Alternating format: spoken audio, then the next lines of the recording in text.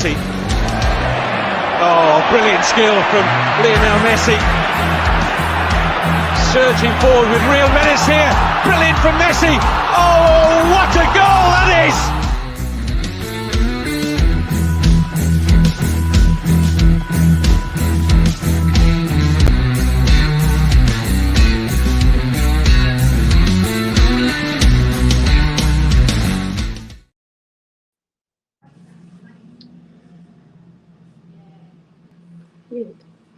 You. I was about to say sorry for being a few minutes late. Completely my fault. Completely underprepared today, and apparently it shows. So I've woken up. I don't feel very well at all, and I'm struggling to get oomph and get going. Anyway, Ellie, how are you? You well? Yeah, I'm really well. Looking forward to the show, Savva, and what you've got planned for us. Let's see what happens. I do love it. For anyone that doesn't know, me out again. Well, for any of you that don't know, Ellie and I have some lovely WhatsApp conversations back and forth about football. We never agree on anything, but it's always good fun. And we've got Kate we here. agree that Janola's brilliant. We do. This guy and Teddy weren't bad either, was he? Teddy Sheringham. And we've got Kate in the house. Kate, she's been getting a little bit lippy lately. She's getting a little bit aggy with the banter. How are you, Kate? You're on mute as well now. This is going well. Kate? Is it working? It is now. That's yeah. better. It is now. I've not been getting lippy. You've been getting lippy, and I think I've cursed you. You know, woke up feeling poorly, and you gave me nothing but grief last night. So you know, this could be a little bit of karma coming your way. Waking up feeling rubbish. It's the old man in you. It's coming out. All this cold weather. All right, Grandma. All right. Look, we've got a few things to talk about today. Spurs, even when it's the off season, that's not the right word. Even when it's international break is what I was looking for. There's still normally something to talk about with Tottenham. We've been linked with Lloyd Kelly again. We know that we were linked with him on the last day of the window. Apparently had a £20 million bid rejected. There are some slight noises. I'm not really paying too much attention to them, to be honest, about Spurs being bought out by Sheikh Jassim, who wanted complete control of Man United, but they didn't want to relinquish control. And instead of being bought by Sir Jim Ratcliffe for 25%, I'm not sure what that's going to do, if I'm brutally honest. But, hey, not my football club. So we'll talk about whether or not it's a viable option for Tottenham to be bought out by Sheikh Jassim. Deep down, I think we know the answer, but we'll talk about that. And then we'll look forward to this weekend Monday. We've got Fulham at home after the international break. No Basuma, but Fulham are no pushovers, and we'll talk about what that means for the club. Ellie, let me start with you. I want to talk about Lloyd Kelly. So Lloyd Kelly's name came up in the in the last day of the summer transfer window. Out of nowhere, and everyone started doing that thing where, oh my God, what a great player. I'm really glad we're signing him. All that kind of stuff. Left-footed, he can play centre-half, he can play left-back as well. Only ever played 23 Premier League games, by the way. Just a little stat for you. Only played 23 times in the Premier League. Bournemouth fans are 50-50 about him. If it goes through, is this a good signing? Is this what we should be looking at, Ellie, to take us from here to there? Or is this another Daniel Levy kind of safe type signing? Well, where are you at with the whole Lloyd Kelly thing? Well, it's a bit underwhelming, to tell you the truth, because like 23 matches, how can you judge a player on 23 matches? Plus, he's playing at Bournemouth. I don't know. He's just one of those players I didn't know a lot about, so I started watching him. He's not bad, but he's not that one that's going to take us to that level that we need to be at. You know, we need someone of a similar ilk of Van der Ven on that side to cover him, you know, if he gets injured. And I don't think he's the answer. I mean, you always say that I like average players, so I'm putting him down. I was waiting for it. Yeah. Ellie loves an average footballer. Loves it. I like players that play for the team, But if they're average, they're average. It doesn't matter. But this guy, I can't see him lifting us to any great level. You know, he's a decent footballer, but we don't need decent. We need somebody who can come in and do the busy Van der Ven or Udogie get injured, you know? Yeah. Yeah, no, listen, I completely agree with you. Kate, we're going to talk about a number of things I want to talk about with this signing in no particular order. We don't have to go turn, so to speak, but I want to talk about fans constantly saying, well, if Ange wants him, I want him. I find that really frustrating, as though we're not all fans of opinions. It's another one of my favourites I've had so much overnight is, but who'll sit on a bench behind Van der Ven and Romero? Like we've not learnt from the Poch era. What's your opinion? Let's go with that one. What's your opinion on that, Kate? Because I remember having these very same conversations, not on YouTube, more on Twitter and the likes, when Pochettino, whenever we were linked with anyone and people would go, oh, but Kane won't sit on the bench, or would this person sit on the bench behind Kane, and this person doesn't get in above Alderweireld, Elly, Rose, Vertonghen, eat, sleep, repeat. We're doing it again.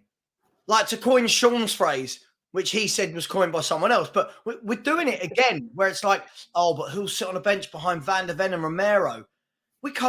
You can't be a top team that want to challenge and have that kind of rhetoric, can you? That you only have two good centre-halves and everyone else is a backup? I don't know any other fan base that uses that argument. I just don't know any other fan base that does. The whole point of a football team is not just the starting 11. You've got to have a full squad that are all equally or as near to equally good as each other. You know, Lloyd Kelly, I mean, it doesn't do anything for me at all. He's bang average as far as I'm concerned. But this is Tottenham all over. We was linked with Tapsoba, then it went to Adebayo, and now it's Lloyd Kelly. Do you know what I mean? It's just going down and down and down and down. Everyone says, you know, if Ange wants him, I want him. Who says Ange wants him? It might be that Ange has been told this is what we can afford and this is who you can have. And he said, well, you know, that's the best of the two. You don't know. Everyone just assumes that Ange gets full control over the transfers. I'm pretty sure if Ange could choose, that wouldn't be his number one choice. Do you know what, Kate? Bang on. Can I just say as well, before we move to Elly's favourite manager in the world, Antonio Conte. Just kidding. I knew that was coming. No. On a serious note, isn't this what we were told with Poch? Like, I remember when we signed people like Unji and what was a couple of ends, wasn't it? Unji, Nkudu. When we signed Kevin Wimmer, when we signed these players, we were told, it's who Poch wants. Same with Jack Clark, Ryan Sessegnon, and Ndombele Lo Celso. It was who Poch wanted.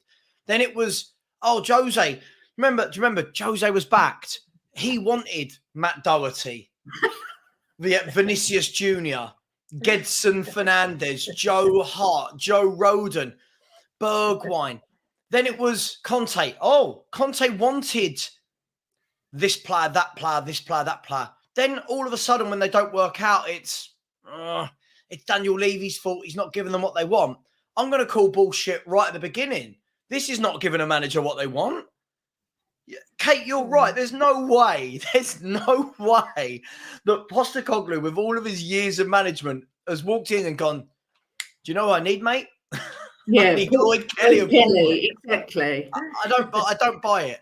Exactly. I mean, anyone who really believes that is just bonkers. It's like the fans that say, yeah, but he came out and said blah, blah. And it's like, yeah, because he's an employee. He's not going to come out and criticise the board. But he's not a yes man. But he's not a yes man. He would say it. Do you know, everyone needs to just wake up a little bit. This guy's getting paid millions of pounds. He'll say what he's told to say to an extent. And there is no way, if he's looked through the transfer market for a centre-back, he has outlined Lloyd Kelly as a viable option. Not only has he not played enough games, he's 25, so he's not a kid. It beggars belief. But when it all goes Pete Tong, it won't be Ange's choice. It will be Levy's choice, or vice versa, depending on where we are in the league at the time. Do you know what? That is a good point. I mean, we'll stick with the Lloyd Kelly point, Elly, but that is a good point. We are very good at that. And I've got to admit, I've probably been guilty of that in the past. When a player comes in, like Ndombele, I was really excited, having watched him play, probably judged him too quickly, played a few times for Lyon against Man City in the Champions League. When he came in, what a great signing. Levy's changed. This guy's changed. We're going places. Then when it doesn't work out, again, they've not scouted properly. This guy's shit.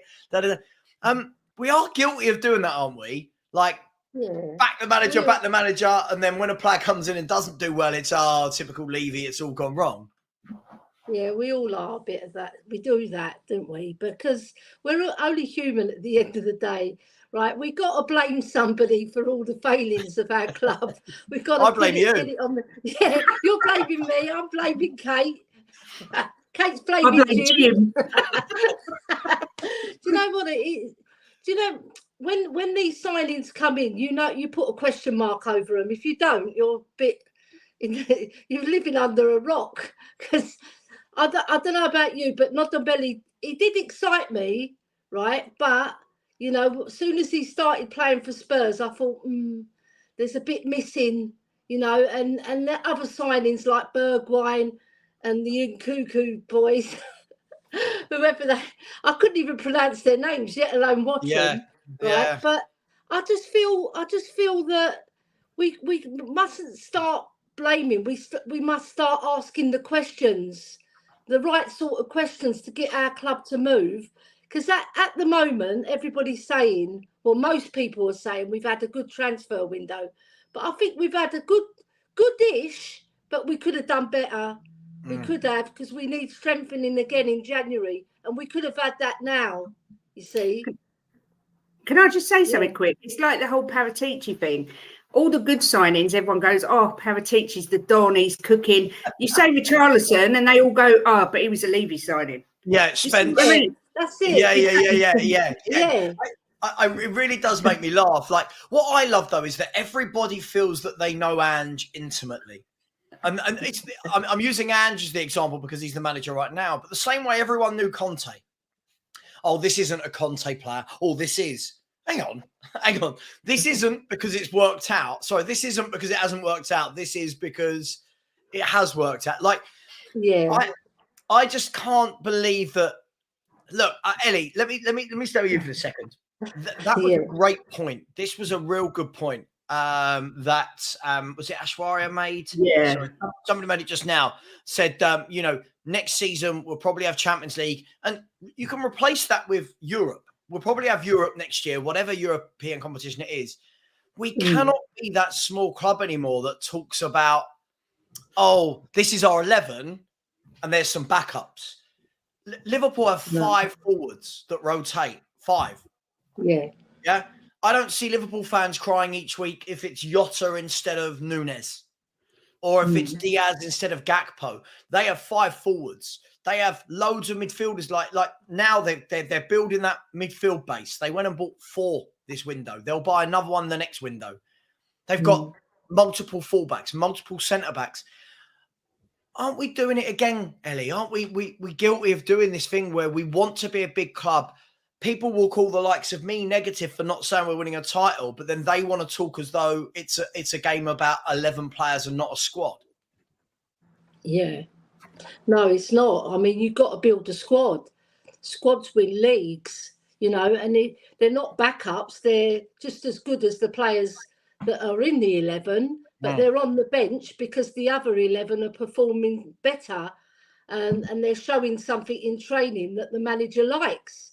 And he's picking players on that basis. But I know what you mean. We don't, for the last whatever years, 20 odd years that Levy's been in charge, we haven't really pushed ourselves. We've all gone to a level and then we don't go anymore. We get to that, we buy Maddison, we buy VDV, we buy Vicario, who's was a bit of an unknown, and then we stop, right? We don't add those quality of players to those quality of players. Then we'll be cooking. Then I'll say Paratici is cooking, because at the end of the day, you don't cook half a meal, do you? You cook the whole meal and then you serve it up, so that we can progress and actually compete at the highest level all of the time, not just some of the time. Because we've made Champions League, but we haven't quite done it, have we? We haven't quite pushed the boat out. And it annoys me. It's so frustrating, Savva. because I want our club to be up there all of the time, not just some of the time. Mm-hmm. Yeah. Listen, I completely agree with you. Listen, I want to get to a super chat and then a couple of comments, good and bad. So I'm going to read. I always concentrate on the negative, so good and bad we'll get to. Loves music. Good morning. He said, morning. Baby duty today. Can't wait for Spurs. How old is Bubba? Let us know. Good luck with the baby duty today. I'm babysitting Ellie and Kate. I'm not sure if that is the same sort of thing. But big up to you, loves music. Always a big support of the channel. And yes, I think you speak for all of us when you say we can't wait for Spurs to be back. It's been a long 2 weeks and we've still got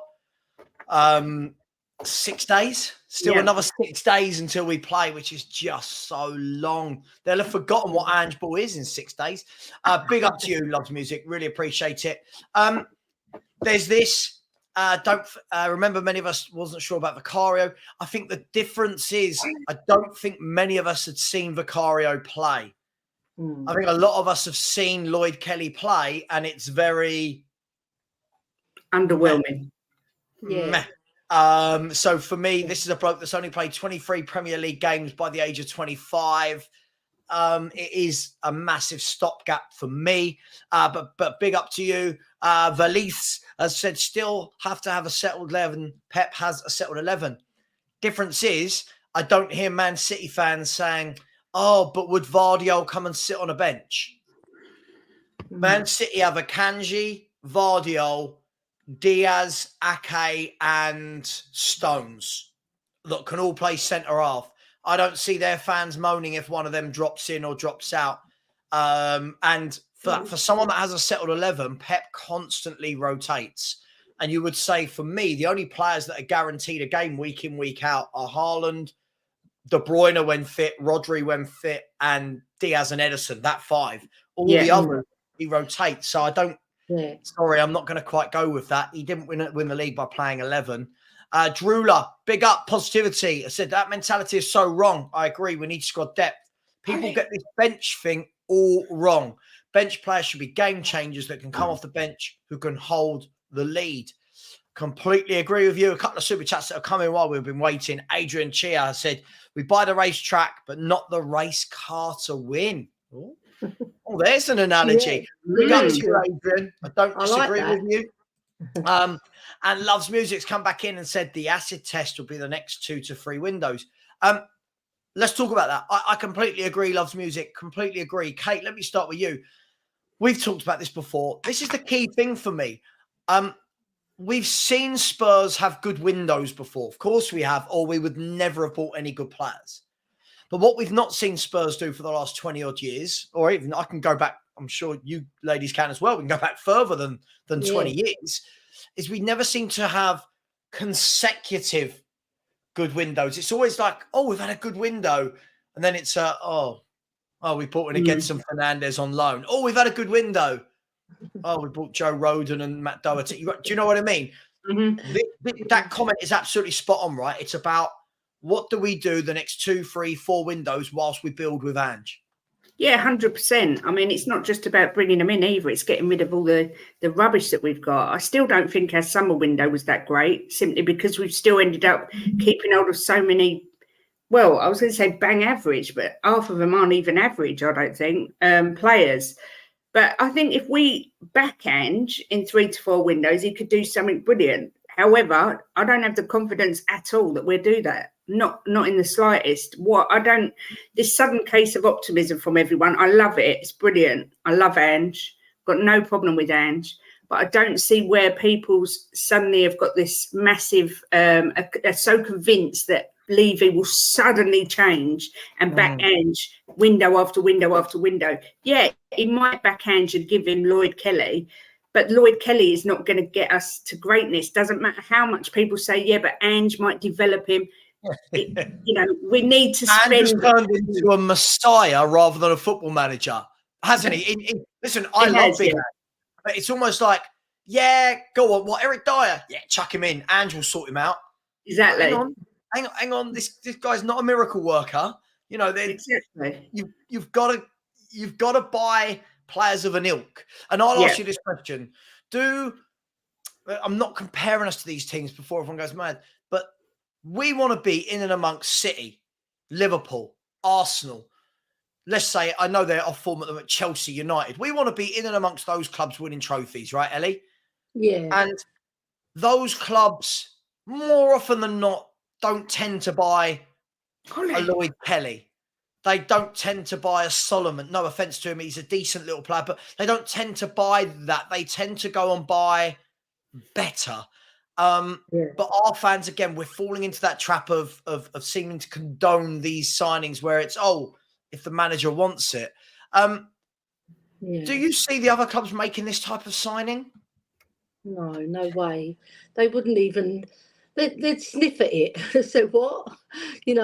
But the thing is, we've got to higher our standards, haven't we? If we're going to compete, right? Okay, we're sitting top of the league at the moment, but as soon as we get a loss or a couple of losses, the mood's going to change. Because Spurs fans, we're pretty toxic. We're probably the most toxic fan base ever.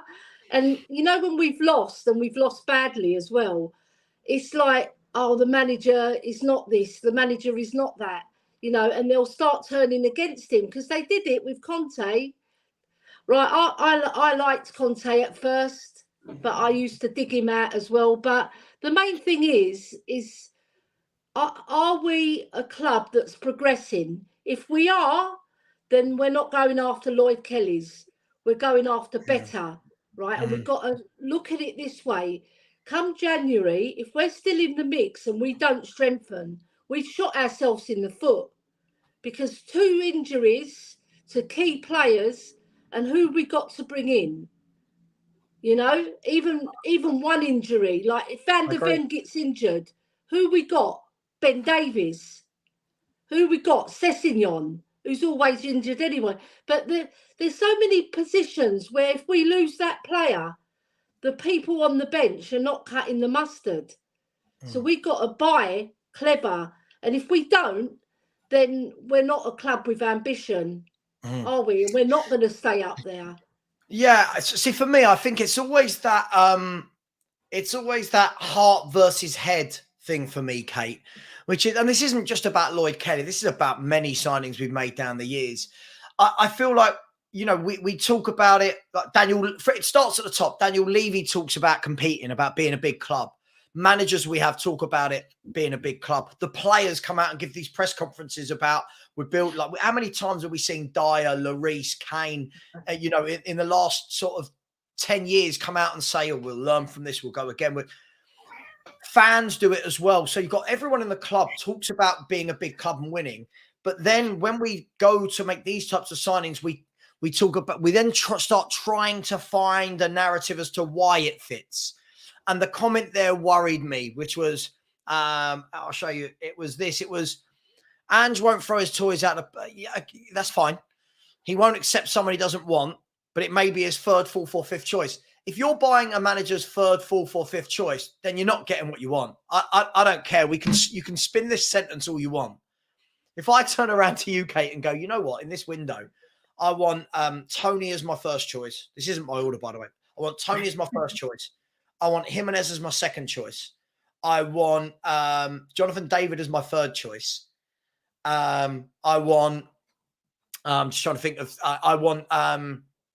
I'm just trying to think of 2 strikers in the Premier League that aren't great. No, that aren't great. I'm trying to go to. And if you then go and get me, you can have a striker, but it can't be him. All right, or him. All right, or him. It can be this guy down here, who scores 6 goals on average a season. Brilliant, right? That's great. How are you competing? When we're in Europe next year, touch wood, when we're in Europe next year and Son's sitting on the bench because he's tired and he's getting older and whatever, and you're bringing on a bloke that isn't that great, and people go, but you can't blame Ange, you bought on this bloke. Well, hang on, this is the bloke that you said Ange wouldn't mind signing. So I don't know what we want here anymore. I'm not sure what we want. I just think it's like the fans kind of want to convince themselves that everything will go through Ange, and Ange will get what he wants, whether it be his 1st choice or his 5th choice. I don't believe that. I believe that the scouts will go to Ange and say, this is our budget. You want a striker and these are what we can afford. Which one of these do you want? And he's not, and that's it.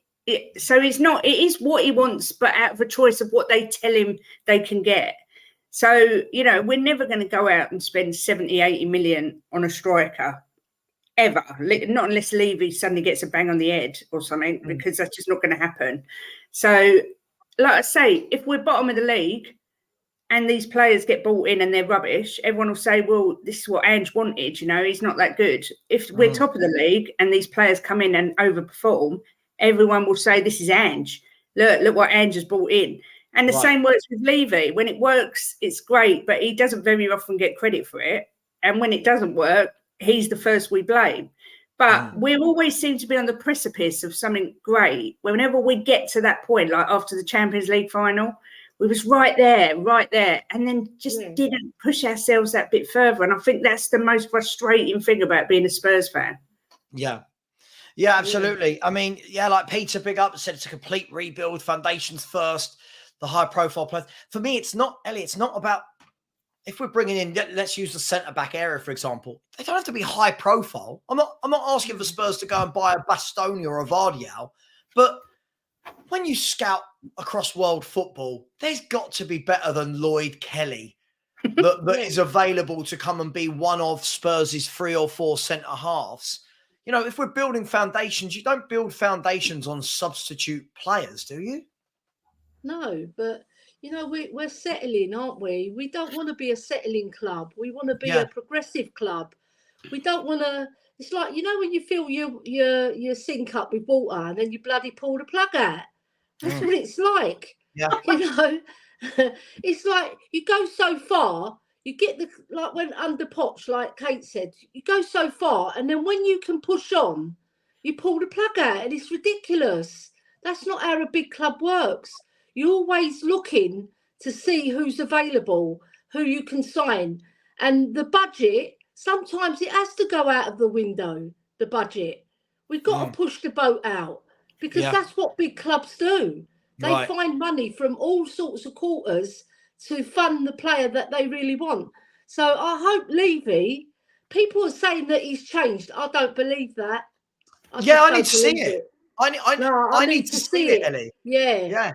I'll tell you what I find so funny. As somebody, and I had a message from someone on my YouTube this morning who said, Savva, you predicted 4th this season.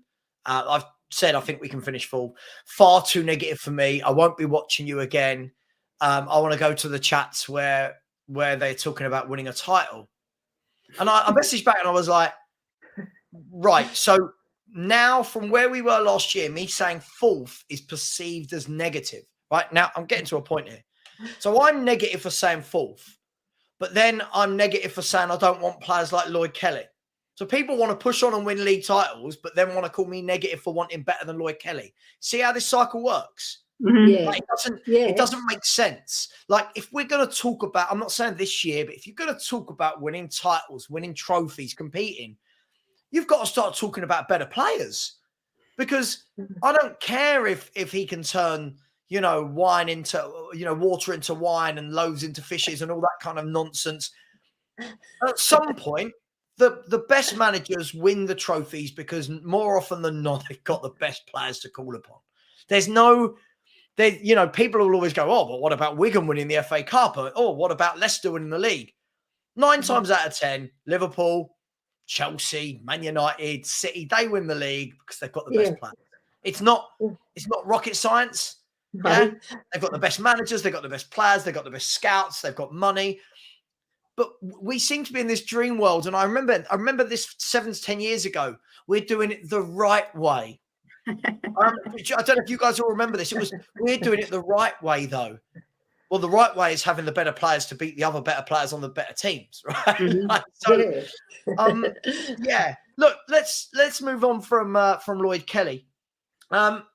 Look, we're going to always be linked with a lot of people. The Lloyd Kelly one, I think, does have legs, though, because we put the bid in the summer, and the fact that by January, he'll have 5 months left on his contract. And for me, to Ellie's point about whether Levy has changed, that for me isn't Postecoglou going, I want this guy. That's Levy going, hang on, we might be able to get this guy for 5 million.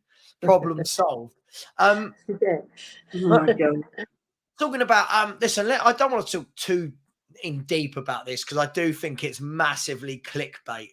You know my thoughts on this, Kate. But a few rumours, a few little articles came out yesterday after Sheikh Jazim was officially out of the running to buy Man United.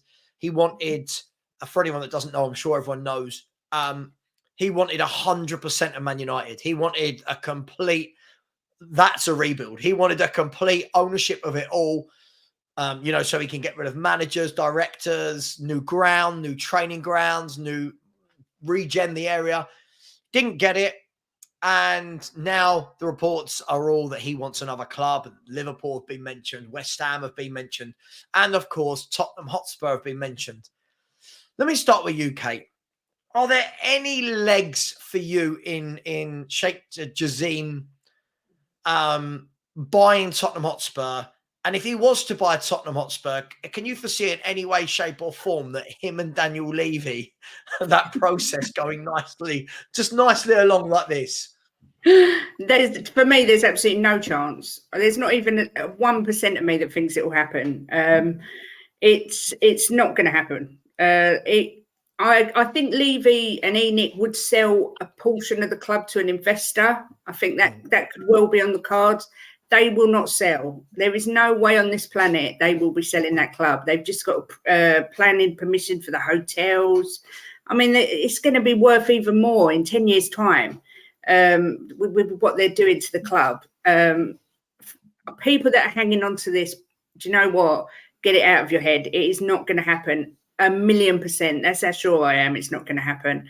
I do know someone that knows someone. It is literally that like that. I do know someone that knows someone, and here she is. Here she is, name dropping Elly. Oh, he's told that they don't want to be involved with Spurs. Simple as that. They're not interested in Spurs. So, but it just doesn't make sense anyway. If you read into what Levy said in the past, recently at the fan forum, he said if an investor came forward and we thought it could help the club, we'd look into it. They don't want to give up control of the club. It's as easy as that. Who can blame them when they're raking in the money that they're raking in? I wouldn't want to sell it either. I'd be sitting there counting my money, a lovely jubbly. And if they are making these changes with this new Johan Lang coming in, and maybe he is going to step aside from the footballing side of it and focus on the entertainment, the hotels, whatever else, more of the business side. You know, why would he sell? Come on, let's be fair. Why would he sell? Yeah, absolutely. Just quickly before I come to Elly, smash the like button, people. There's 212 of you in here, only 60 likes. Come on. For me, I think that puts us very, very low. Let's get that to over 100 immediately. Elly, I think it's the dream, isn't it? It's the dream that everyone wants, that somebody like Sheikh Jazim comes in. We don't really know him. All we know is he's filthy rich. That he comes in, splashes 4 or 5 billion on Spurs, and then goes, "Go on, Ange. Go on, buy who on earth you want." Is that what fans are holding on to here, rather than actually trying to make the story make sense and actually have some meaning to it? Yeah, I'm going to give you a funny thing now. Like, when a kid's got the toys, right? He's got the best toys in the town. He's not going to give them up. Levy's not stupid. He might give the one battered toy in the corner and give it. Like Højbjerg, you mean? Like Højbjerg? He's not going to do it. He's just not going to do it. Because money produces greed as well. Like, you don't want to give up what you've built. And he sees that as his baby. Spurs are his baby. He's not going to let it go, right? He might, like Kate said, he might give out a little bit here and there, but he's not going to give the whole lot, especially with the go-karting coming, the concerts, the hotels, Tavistock Group. These men are billionaires for a reason, because they hold on to their money. And that Spurs are a fantastic investment. Our stadium alone is worth billions, isn't it? So they're not going to give it up, Savva, because, this is what rich people do, and he can see us stumbling places, but he's got to push. Give me a price, Elly. So if Sheikh Jazim phoned up, I'm sure it doesn't work like this. But hello. All right, Dan. Hello, Dan. It's your mate Shake over here. How much do you want? I wish it was. I imagine business was like this. In a real world, what number do you think Levy and his board would say? Yeah, that's the number for us to go. You know what? Have 100%. We're walking away. I've got an idea. I'd like to get yours, and I'd like to get Kate's. Yeah. What would that number look like to you? Say hello, Daniel Coyce. Hello, Daniel Coyce. And then he'll go, how about 10 billion? 10 billion. Dan on the table. 10 billion. The club is ours. Bye-bye, Levy. Do you reckon it's 10? Yeah, I reckon it's 10. I don't think they're going to move on anything more less than 10. I just think that because there's a lot of real estate in Spurs as well, lots of hotels going up, Well, this is what I was going to move on to in a second when I've got everyone's number. Great point. Kate, Elly's putting down the big 10 billion, which would be the biggest sale of a sports franchise ever. Are you talking about selling the lot, like the planning permission for the hotels, everything? Well, but the thing is, this is what Sheikh Jassim wanted from Man U, right? Didn't they offer him something like 50% of this, and he was like, I want carte blanche. I want to go in there and go, you know what? I'm not asking permission to do X, Y, and Z. I'm just going to go, sorry, how much is that new stadium you want to build? $1 billion. There you go. Boom. Get going. How much is that Boom. That's what he wants. He doesn't want to do a Jim Ratcliffe. He doesn't want 25% of a club. So what's the number for everything? What did Chelsea go for in the end? It was ridiculous, wasn't it? Yeah, Chelsea was it 4 something? Yeah, wasn't it? I thought it was sort of like 2.5. Anyone in the chat? Hang on. How much was Chelsea sold to? It's not a sentence. That's not a sentence. How much was Chelsea sold for? I love Siri. 2 billion. Apparently 4.25 billion pounds, right, Elly? Yeah. So right. I'm gonna go 7.5 minimum. Yeah. Let us know in the chat what number you're going for. We've had 10, 7.5. I think the number needs to be a 6 north to get the conversation rolling. Yeah. I know that sounds mad. Like, do you know what I mean? I think that's where it needs to start. But you're both right in terms of what's added to this. A stadium, right? The training ground, all the planning permission, all the hotels they built, the golf course, all of this is going to be wrapped in, I'm guessing, to the empire. Spurs this is why when people say things like, I know people say like, oh, just protest. This is what I don't think it will do anything, because I don't think we're not protesting anymore against somebody who owns a football club. Right? We're not protesting against, just sell the stadium and the players. We're protesting against a global entity, which the Zone want a piece of, the NFL have got a piece of, the boxing want a piece of, the go-karting, the concerts. Can you see Sheikh Jassim though going in and saying, right, here's 7.5 billion, here's 8 billion, get it done? If I had it, I'd do it. Yeah. Because it's ridiculous. I mean, I can't even comprehend how much money that is. It's as easy as that. I just can't even imagine how much money that is. It's just, all I know is I could probably buy out every Primark around here. That's all I know. But the thing is, they don't have to do a lot. Do you know what I mean? Everything's in place for the infrastructure to be magnificent. Spend the money on the team, but also with all the planning permission around the area. I mean, it's just unbelievable what could be done in that area. But do I think they'd do it? I don't think so, no. I don't think that he would just whack that sort of money out. I think he'd move on to somewhere else. I don't think there's any chance of it happening with this particular sheikh anyway. But no, not for me. What about you, Elly? Like I'm citing Al Pacino, right? First you get the money, then you get the power, and then you don't get the girl, you get the trophies, because Man City have proved it. Mm-hmm. They've seized the power right, by getting the money, right? But they've used it wisely, right? We've got money, right, but we don't use it wisely. So a new investor coming in to help us in that area and push us a little bit further up, you know, and give us a little bit more power, because that's what I think Levy's trying to build. He's trying to take first place, isn't he? He's failed for 22 years, and he looks at, maybe he doesn't see it as his last chance saloon, but really, if this goes toxic this year as well, this season, fans are going to turn against him, and those Levy out chants are going to start again in the stadium and outside the stadium. You know, as it is now, it's all rosy and petals and everything, you know, because Andrew's taken us to the top of the league. Once it starts going pear-shaped, and if it does, the hammer's going to come on his head, isn't it? Yeah. Yeah. But by the way, we say Levy doesn't have any say. Doesn't Levy own like 30% of Enoch or something? Yeah. Doesn't he? Isn't he like the 30%? Something, I think. Yeah. Of course, Daniel Levy has a say. Like, it's funny, isn't it? Because when Joe Lewis has been the naughty boy with all of his stuff going on over there, it's he's nothing to do with us. When it comes to selling the club, it's all down to Joe Lewis. I think Daniel Levy's got a lot more say than Daniel Levy runs the football club, right? Let's be fair. He's been the face of this club forever. He's getting more and more shares every single year.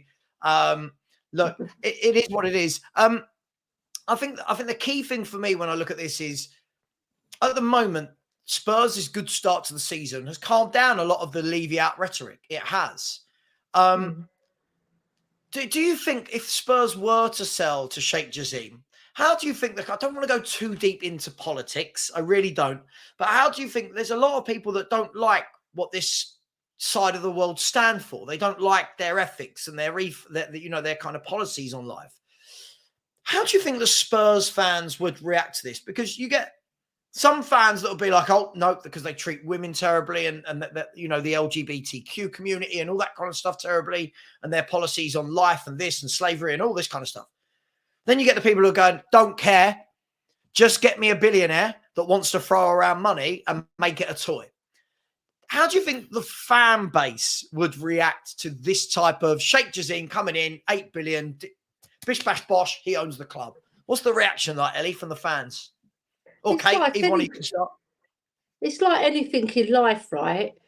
If you get goodness and you see progress and you see your club doing well, the rhetoric sort of goes away, doesn't it? It does, because people are fickle. We're all human. We all want our club to do well, right? Yeah. So whoever brings us that success, they turn a blind eye to it. Most of the fan base, I would say, turn a blind eye to it, like Man City have done, and like Newcastle have done, right? So we're all fickle at the end of the day. We all want the best for our club, but it's an indictment on society as well, isn't it?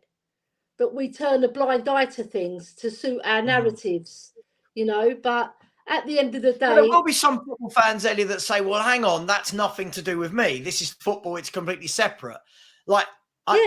True. It's a tough one, isn't it? It really is a tough one. I remember when Newcastle were taken over, like when Eddie Howe joined, and one of his press conferences, they were like hammering him on this. And he was like, look, I'm a football manager.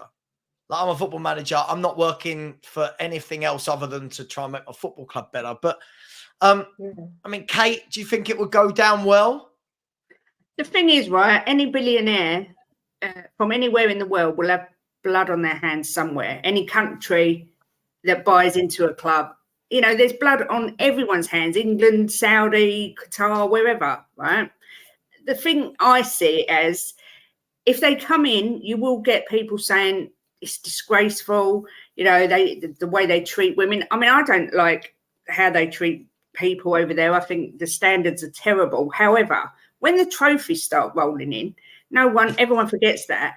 And a precedent has been set. Do you know what I mean? The Premier League have allowed this to happen. They've allowed Saudis or Qataris or whoever to buy clubs in the Premier League. So if it's happening, I don't care. If they buy my club, I don't care. It's as easy as that, because they've already bought other clubs. We're allowing them into our club. I wouldn't have had any ownership from the Middle East. You know, I don't like it. I don't think it should have ever been allowed in the first place. But now it's here. If they buy our club and buy success and buy every trophy on the planet, then I will be the first one streaking up the high street with my Tottenham flag, because I don't care. I just want success. Well, you were going to say something else there. I thought she was going to say with With my Jimbo top. Do you know what I mean? I just don't think Kate with her top on, Jim running down the road with a blanket to throw over her to cover up all your bits. Just like Bridget Jones. Yeah. I just don't think they should have allowed the Middle East anywhere near our Premier League. But it's so, you know, the whole sport now is just consumed by money, and so that's just how it is, I'm afraid. So it truly is, isn't it? I mean, like, you know, for years, all the people that were going, "Oh, Spurs are doing it the right way, and our owners aren't bad like these owners," and then you find out that Joe Lewis is under indictment for how much money, and you're like, "Well, hang on, this guy's owned us for years. Look at him; he's a crook as well." They're all, you know, they look into Joe Lewis and all the stuff in Argentina. You look at all of them. You know, you've got the oil with with Abramovich, and you've got all the stuff with all the Saudis and the. Is there a squeaky clean? Innocent, are they? No country. I mean, we have to just look at our own country. You know, over 100 years, women weren't allowed to vote. You know, but we've progressed, obviously. But there's still people come out and criticise women, you know. Even in your chat, the last show, you see what that bloke wrote, you know. That you'll never get rid of it all, right? But like you said, it's an even balance, because everybody's doing bad things, you know. So it balances out throughout the world. I agree with you. I mean, this comment I saw, which you know, Darren said, "I just want my club to do well the right way." Now, I like this comment. This is a comment I've heard for years and years and years, and I'm not disagreeing, but I'd like to know these days, ladies, what is the right way? What is it? Like, when I hear, "Oh, we want to win, right? We want to win trophies. Oh, but we don't want to do it like Man City or Chelsea." Okay, well, what does that look like? What? Buying the best players? Isn't that what wins you trophies? And then equally off the back of that, you know, I've never seen a Chelsea fan or a Man City fan fed up when they're winning trophies year after year after year. I've not seen any Man City fans go, "Oh, but our owner's policies out in the Middle East, oh, it really grinds my gears." The thing is, so what is the right way? The right way is how it's bringing youth through from the academy, developing them and playing them. But that don't work in the modern game anymore. If you do that, you're never going to win nothing. You know, it's just as easy as that. Savva, Elly knows, Jim worked in Saudi for 25 years for the royal family in Saudi. Let me tell you something now. They are savagely ruthless. It's as easy as that. But that is why they're all multi-billionaires. It's just how it is. There isn't a right way anymore. It's like that saying, "All good guys come last," you know, or "good guy never wins." Do you know what I mean? You can't do it the right way anymore. You can't tell me, "No, I just want my club to win the right way." You're talking about Joe Lewis. He's as corrupt as anybody. You know, he's not done it the right way. So what are we saying? You know, I just can't get my head around it, really. People think that we're a clean-cut club because we're not in the Middle East shipping oil or doing whatever, but it's happening on our doorstep. You know, he's been indicted for all these charges. There's not a club, I reckon, in the Premier League that haven't got some filth behind the scenes going on. Kate, aren't we the club that forced businesses out of their... Exactly. Aren't we the club that forced all these business owners out of their homes, so to speak, so that we could build this super duper revenue building stadium? No one cared about that. No one cared about the family that had been in this business for 200 years down Tottenham High Road. And now all of a sudden we're going, "Oh, go on, just take some money and bugger off." But exactly. That was ruthless. Yeah, of course it is. I mean, Elly. Yeah. Kate's version of the right way is bringing through kids and what's the right way?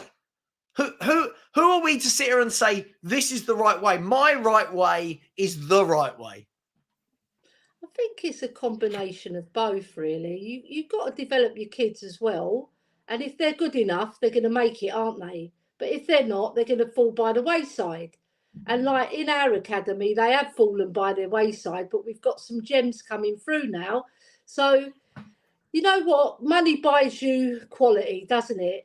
If you go to Marks and Spencer's, you're getting quality. If you go to Woolworths, you're just getting bog standard. You know what I mean? Even don't even exist anymore. You go to Lidl, for example.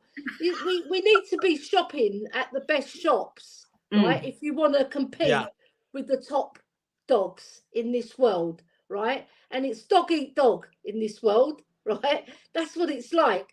If you don't, and you go fall by the wayside, you're not going to win anything. Or if you do, you're going to win one trophy every 22 years, like we have. Because we have to start pushing ourselves to get to those Man City levels. And that way, right, Levy's doing the right thing by bringing in all the revenue, because that's going to help our club, as long as he puts it into the football side. Yeah, if he's putting it in his own bank account and sharing it out with Enoch, that's wrong. So he needs to be smart with the money, because we know he's good with money. All right. So at the end of the day, everybody wants their club to succeed. And if it means doing it the wrong way and getting it the right way, I'd rather do it the wrong way and be successful than the right way and bloody be where we are. Exactly. Yeah. Yeah. It's so interesting, because if I sit and look, say, okay, who's been successful doing it this perceived right way? Like if we really break it down, let's look at the most successful clubs in world football, not just the Premier League. So this is a football problem. This isn't a Premier League problem.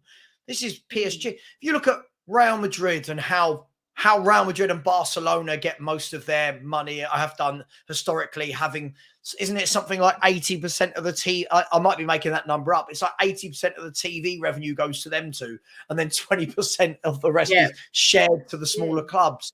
You got PSG owned by a state, right?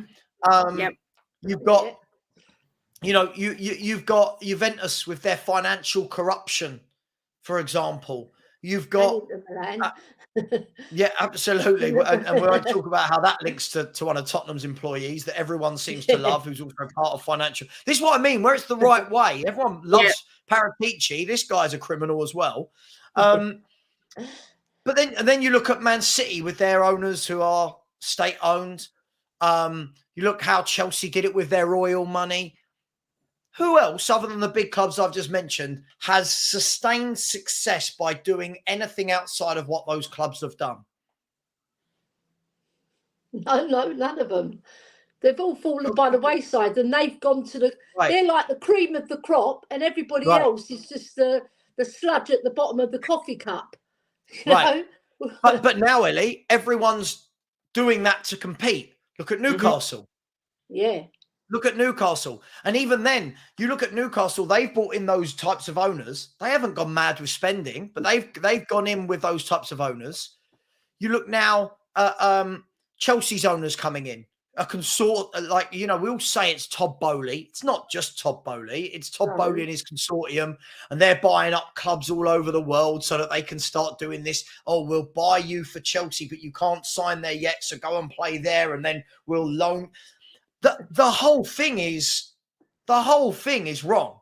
So why are Spurs fans? Why are we the ones going, oh, but we want it done properly? The whole thing's corrupt. Because it gives us an excuse to why we've not been successful. Because people will say, yeah, but we've done it properly. That's why we've not won anything, because we don't throw oil money at it. And we don't do this and we don't do that. When the truth is, we could have spent more money, but Levy don't want to spend the money. It's as easy as that. Yeah. It kind of gives everyone, it makes everyone feel a little bit better. Oh, we haven't got the money that Chelsea have got. Oh, we haven't got the money that Man City have got. But, where there's money, there's corruption. Don't matter what anyone thinks or what anyone says, it's just a fact. Yeah. I tell you, that's a good point, because what makes me laugh is, even in this chat, not in the last sort of 25, 30 minutes, but at the beginning of the show, when we were talking about Lloyd Kelly, And a couple of comments were, well, you can only afford what you can afford. Bullshit. Absolute bullshit. Yeah. What, Lloyd Kelly, with 5 months left of his contract, is where Tottenham Hotspur have positioned themselves after building a new stadium, making all this money to convince fans that this is what we can afford. Spurs are the club. Sorry, I'm just going to say, you know, Spurs are the club that we are. I think we are bottom of the list in terms of FFP. In terms of Newcastle, for example, like I said there, Newcastle, everyone thinks, oh, they're just going to go and spend and spend and spend. They can't, because of their FFP over the last 5 years has been terrible. Spurs can spend something like 440 million before we even get near to that kind of danger zone. Chelsea spend above it with a plan to get through it the other side, right? And then Spurs going, oh, we can't really afford. No, we can afford it. We have owners that choose not to. We have owners that choose to live within that means, whilst convincing everyone that building £1 billion stadium was for their best interest. Not there as in Enoch, there as in the fan base. It's for us, don't you know? When you pay 15, 16 quid, whatever, some fish and chips at the ground, it's not for Enoch, Elly, it's for you. It's for you that you're paying 16 quid for fish and chips. Do you know what I mean? So, you know, sorry, Kate. God, sorry. I was going to say, it's like Tottenham finally buying Maddison. It makes you wonder if we would have bought him if he still had loads left on his contract. Do you know what I mean? Because he would have been a lot more expensive. But everyone goes, yeah, we would, because Ange wanted him. It's like, oh my God, this mentality.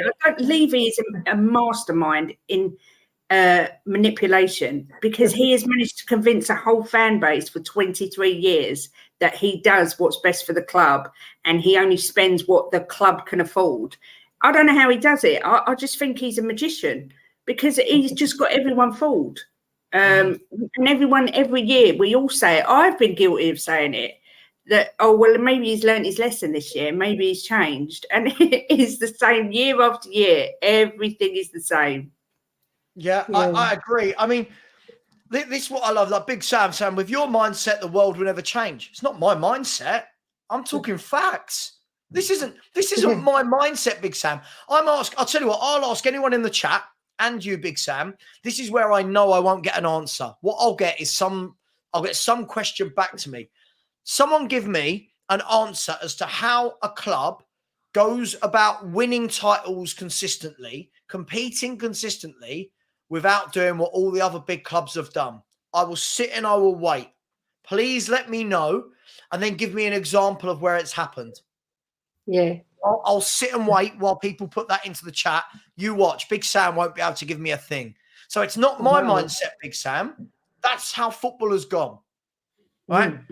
Football has moved. The world has moved, not for the best, I don't think. The world has moved. Football used to be a game, Elly, for the everyman, the everywoman. It used to be for the common person who earns little money, and what spare money they do have, I don't care if I do nothing all week. I'm going to sit in all week eating beans on toast, but my money's going on Tottenham Hotspur on the Saturday. Yeah. And then a few pints afterwards and some fish and chips on the way. That's what football used to be. Now it's not. Now it's about the corporate person. They don't care if the everyman's going there. They don't care if a single mum of 2 Tottenham kids can afford to go to Tottenham and pay over 150 quid for a day out. They don't care. So it's not me that's changed my mindset, Elly. It's the world. Yeah, you're right, because they're not giving any discounts. They're putting the cost up for those people, right? Because I was sitting at the Spurs ground, right? And this chap came and sat with his young boy next to me. And he goes, I've spent £200 already on the tickets, a programme and a little bit of food. And it's going to cost me money to go home in petrol as well. So nigh on £230, £240 it's going to cost me to come to Spurs, right? So then I'll give you another scenario, right? Last year when we were playing Leeds United, right, I lost my credit card, right? And the lady took me, I was in the disabled section because I'd broken my foot, and she took me to the corporate section. Then your eyes, it's like, you know, your eyes wide shut, but when you go in there, it's like luxury, are like on a different scale, right? And like people are spending money at the bar willy-nilly. They don't even care. They just put in a credit card, right? These people are the ones that are keeping these rich people who own the clubs. They care about them. The average Joe's going with his kids. They've forgotten about them already, and they've put up the prices to make them less chance of going. You know, so it's a sad indictment on society, yet alone football. But this is the reality of the story. No one's going to change it because these people have got the power and they're doing whatever they want to get where they want to be. Yeah, it's so true. I mean, someone here said, you know, you should know how expensive the food is and eat before you go. But I mean, listen, that's not always doable. I mean, look, this is, again, for me, that sort of response is more of an excuse again.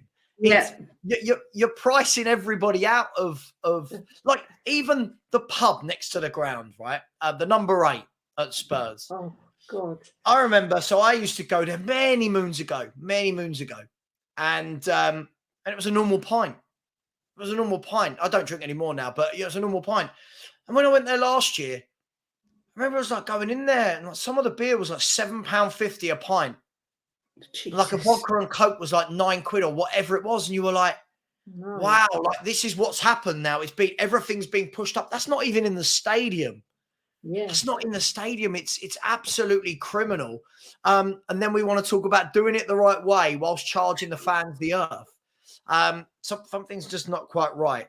My mate Big Sam's come back and said, it's the requirement to win trophies is to lose my morals and basically dive into the mud with the pigs, and I don't want to win. It's my personal belief.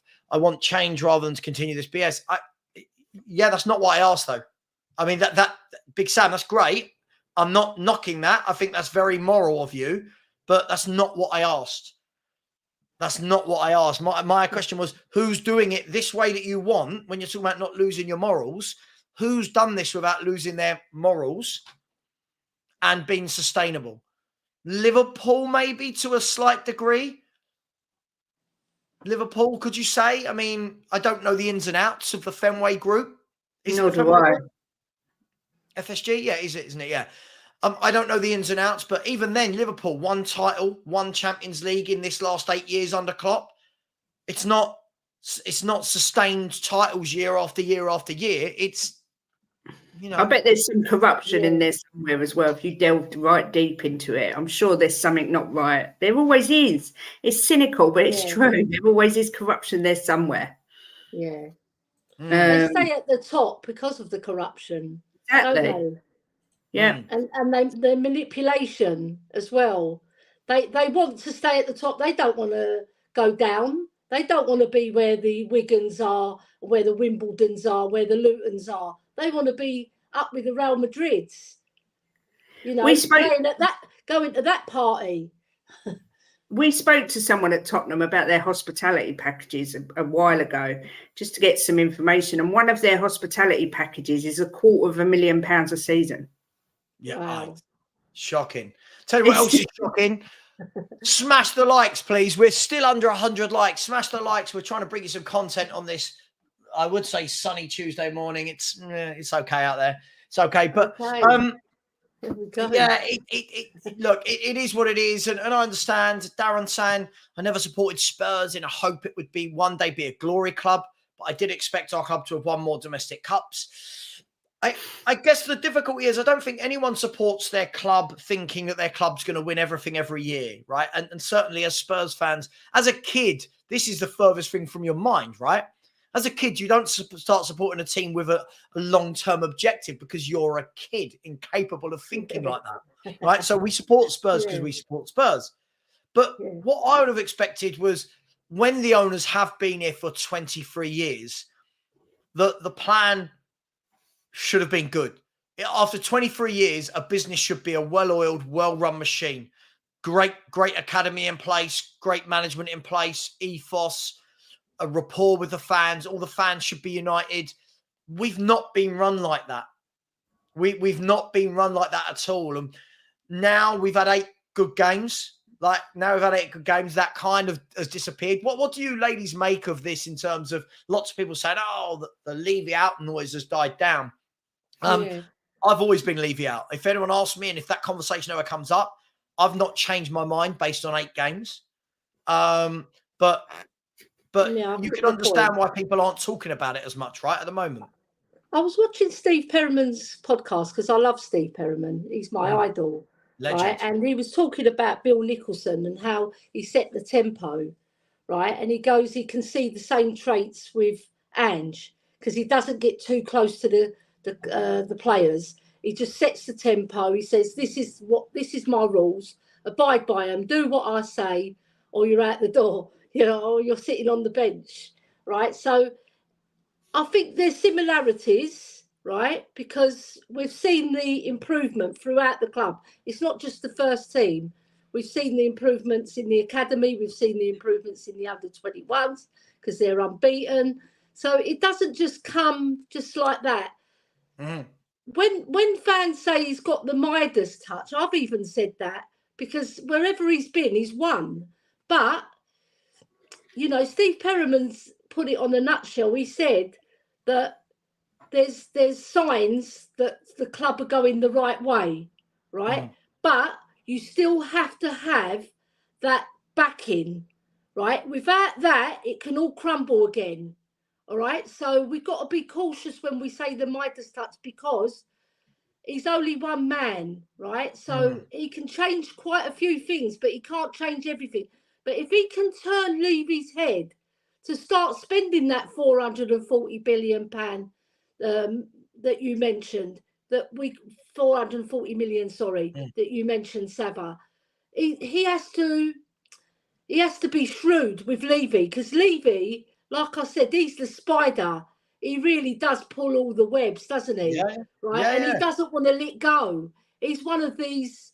I mean, Mia put it right. He's quite socially awkward, right? But what he does know is business. But what he doesn't know is football. So if he lets some of those strings go, we can progress. But I just want us to be a big club that thinks big, right? And start acting like a big club so that we can compete at the top. Yeah, and not just for this year, for many years to come. Yeah, no, I completely agree with you. I mean, Kate, it's interesting, isn't it? Like in one summer, everyone's praising everything that's changed in the youth and this kind of stuff. For me, I'm a big advocate that I don't know that the youth has changed until we see players break through and stay in the first team. Now, I know that sounds harsh. By the way, I'm not knocking what the 2 youth teams are top of their respective leagues, right? The under-18s and the under-21s are both top of their league. Brilliant. That's great. Wonderful. But you can't call that a success. A success surely from any academy is how do you transition those players into the first team? And I don't mean that they come in, Kate, and they get 5, 6, 7 appearances and then they're sold down the road. And I'm not saying that everyone that comes in and makes an appearance is going to stay in the first team. But we talked about this last night. When you look at what what Arsenal have done. Arsenal in the last 4 or 5 years, Maitland-Niles, right? Eddie Nketiah, Martinelli, Saka, Smith Rowe, Willock. 3 of them, I believe, are still at Arsenal now. Balogun as well. 3 of those 7 are still at Arsenal now playing first team football regularly. Smith Rowe, Nketiah, Saka, Martinelli, 4 of them. Then you look at Willock, went for good money to Newcastle United. Florian Balogun's just gone for what, 40 million, 35 million to Monaco? One of those, right? Wherever he went out there.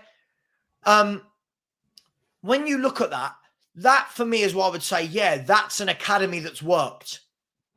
At the moment, I don't think our academy's worked. I don't think it has. I know that sounds harsh. I'm not knocking Mikey Moore. He's a kid. He's a baby, isn't he? Mikey Moore could be my son, right? Mikey, he's a baby. Grandson, isn't it? Yeah, exactly. Grandson. You got Dorrington. Cool. People can rave about him and Donnelly and Santiago. We'll only know if they've worked in a few years' time when we know, did they get first team minutes? And I don't mean you made 5 or 6 sub appearances where you got 6 minutes at the end of games, but are they regulars? Saka. I hate to use Arsenal as the point, but Saka, that's the case in point, right? Trent Alexander-Arnold at Liverpool. Curtis Jones at Liverpool. That's bringing through young players and making it sustainable. Quansah, who's now starting to come into the... Have you noticed the Liverpool team now? Quansah, starting, then a sub, starting, then a sub. United have done it for years. That will be when I know that we've taken it to that level. But people will call me negative for saying that, Kate, because they'll say, just enjoy it. But at the moment, we've got to make that leap, right? Yeah, 100%. I mean, what I will say before I say any more is I'm not actually a staunchly Levy out person. I'm one of these who's Levy out from the football side, but I think as a businessman, he's wonderful and, he makes our club sustainable. However, I don't want him to have anything to do with the footballing side. So if it can be Levy in with someone else in charge of football, I'm happy. If it can't, then I'm Levy out. This is that. With regards to the youth, I mean, I can't really remember. I'm trying to think of a real superstar we've had come through our academy. Right. Is there one from recent years? I can't think of one. When you say recent years, what are we talking? Harry Kane, that's it. Right. Let's look at the 3 overwhelming successes in the Premier League era. Right. Okay. People are going to hate number 1, Sol Campbell. You're going to hate it, but look at it. He was one of the best defenders in world football. That's an overwhelming success. Ledley King. Yeah. Yeah. Harry Kane. 3. Right. Now look at the rest. Now, can people name me people that have really, really gone on and done what you could say? Harry Winks for how long he played in the first team. He wasn't a success though. No, but I'm trying to be kind here. I'm trying to you think it's been a string of players that came into the first team, played a little bit and buggered off. You look, Andros Townsend, Ryan Mason, Jake Livermore, Bentaleb, Huddleston. You could probably say but Huddleston was bought from... I think he was bought from... Derby County. Yeah. He was from Derby. Yeah. But did you see what I mean? How many in that time? You could say Stephen Carr. Yeah, I saw that. But do you notice, I just named Arsenal that have got 7 from the last 2 years. Yeah. Spurs, we're struggling around for 4 or 5 from 32 years. Yeah, that's really worrying, massively worrying. Yeah. Especially as everyone says, Angie's known to like to work with the youth. Yeah, these kids look good. I mean, these Santiago's, Mikey Moore, they all look brilliant. But we found in recent times, as soon as they step up, they just can't cut the mustard. I mean, people rave about Alfie Devine. I know Brian Daigle absolutely adores him. I'm not convinced because I've heard it so many times with so many players that they're going to be absolute superstars and they just don't do it. Do you know what I mean? I want them to work. They're Tottenham boys, but it just never seems to transpire. I don't know why. It just doesn't. Yeah. I mean, even when you look at West Ham recently with Declan Rice coming through and then being sold for 105 million. You look at they've got who's the fullback? Mitchell. Is it Mitchell? No, not Mitchell. I'm thinking of that's Johnson. That's Crystal Palace. And then you've got Johnson at West Ham. You know, the young players I just mentioned there at Liverpool. The young players. Foden was City's academy. When he Phil Foden. Yeah. Foden, Lewis, Cole Palmer. Oh, sorry, Foden, Rico Lewis, Cole Palmer, Harewood Bulis. The 3 or 4 lads they've sold to Southampton. Lavia. Chelsea have got, I mean, there's too many to mention for the last decade for Chelsea. They're just bringing through loads. Yeah. That, for me, is when I'll be able to turn around and go, God, wasn't our youth team good? Winning, sorry, I know people think I'm harsh, but winning the under-21s, winning the under-18s, sure, great. But you've got to see them halfway. Newcastle, Langstaff plays week in, week out from their youth team. Anderson now plays for them. The youngster, Elliot Anderson, comes on and plays for them. You know, why have we not been able to do that in 23 years of this club's owners that have not forced this, not pursued this? Why has this not been a mandate, Ellie, that This is what we do. Yeah, there was a stat the other day. I mean, I'm not a really bad stats person, as you know, Savva. Right, but there was a stat that only 3% of any academy makes it to the first team. But I think that's across the board. Where if you go to clubs like who have been successful, you'll see that's a lot higher. Yeah, that's on average. 3% of every academy only makes it into the first team. I don't know how true that is. I don't know, but that's what was said. But the thing is, we've got to start introducing our players. I saw Dane Scarlett against just the Ukrainian team when we played the friendly. And he looked pretty decent, but he never got a look in after that. He scored a worldy goal on a spin and nothing. And then I think we've put him on loan, haven't we? Again, I think and he's not playing.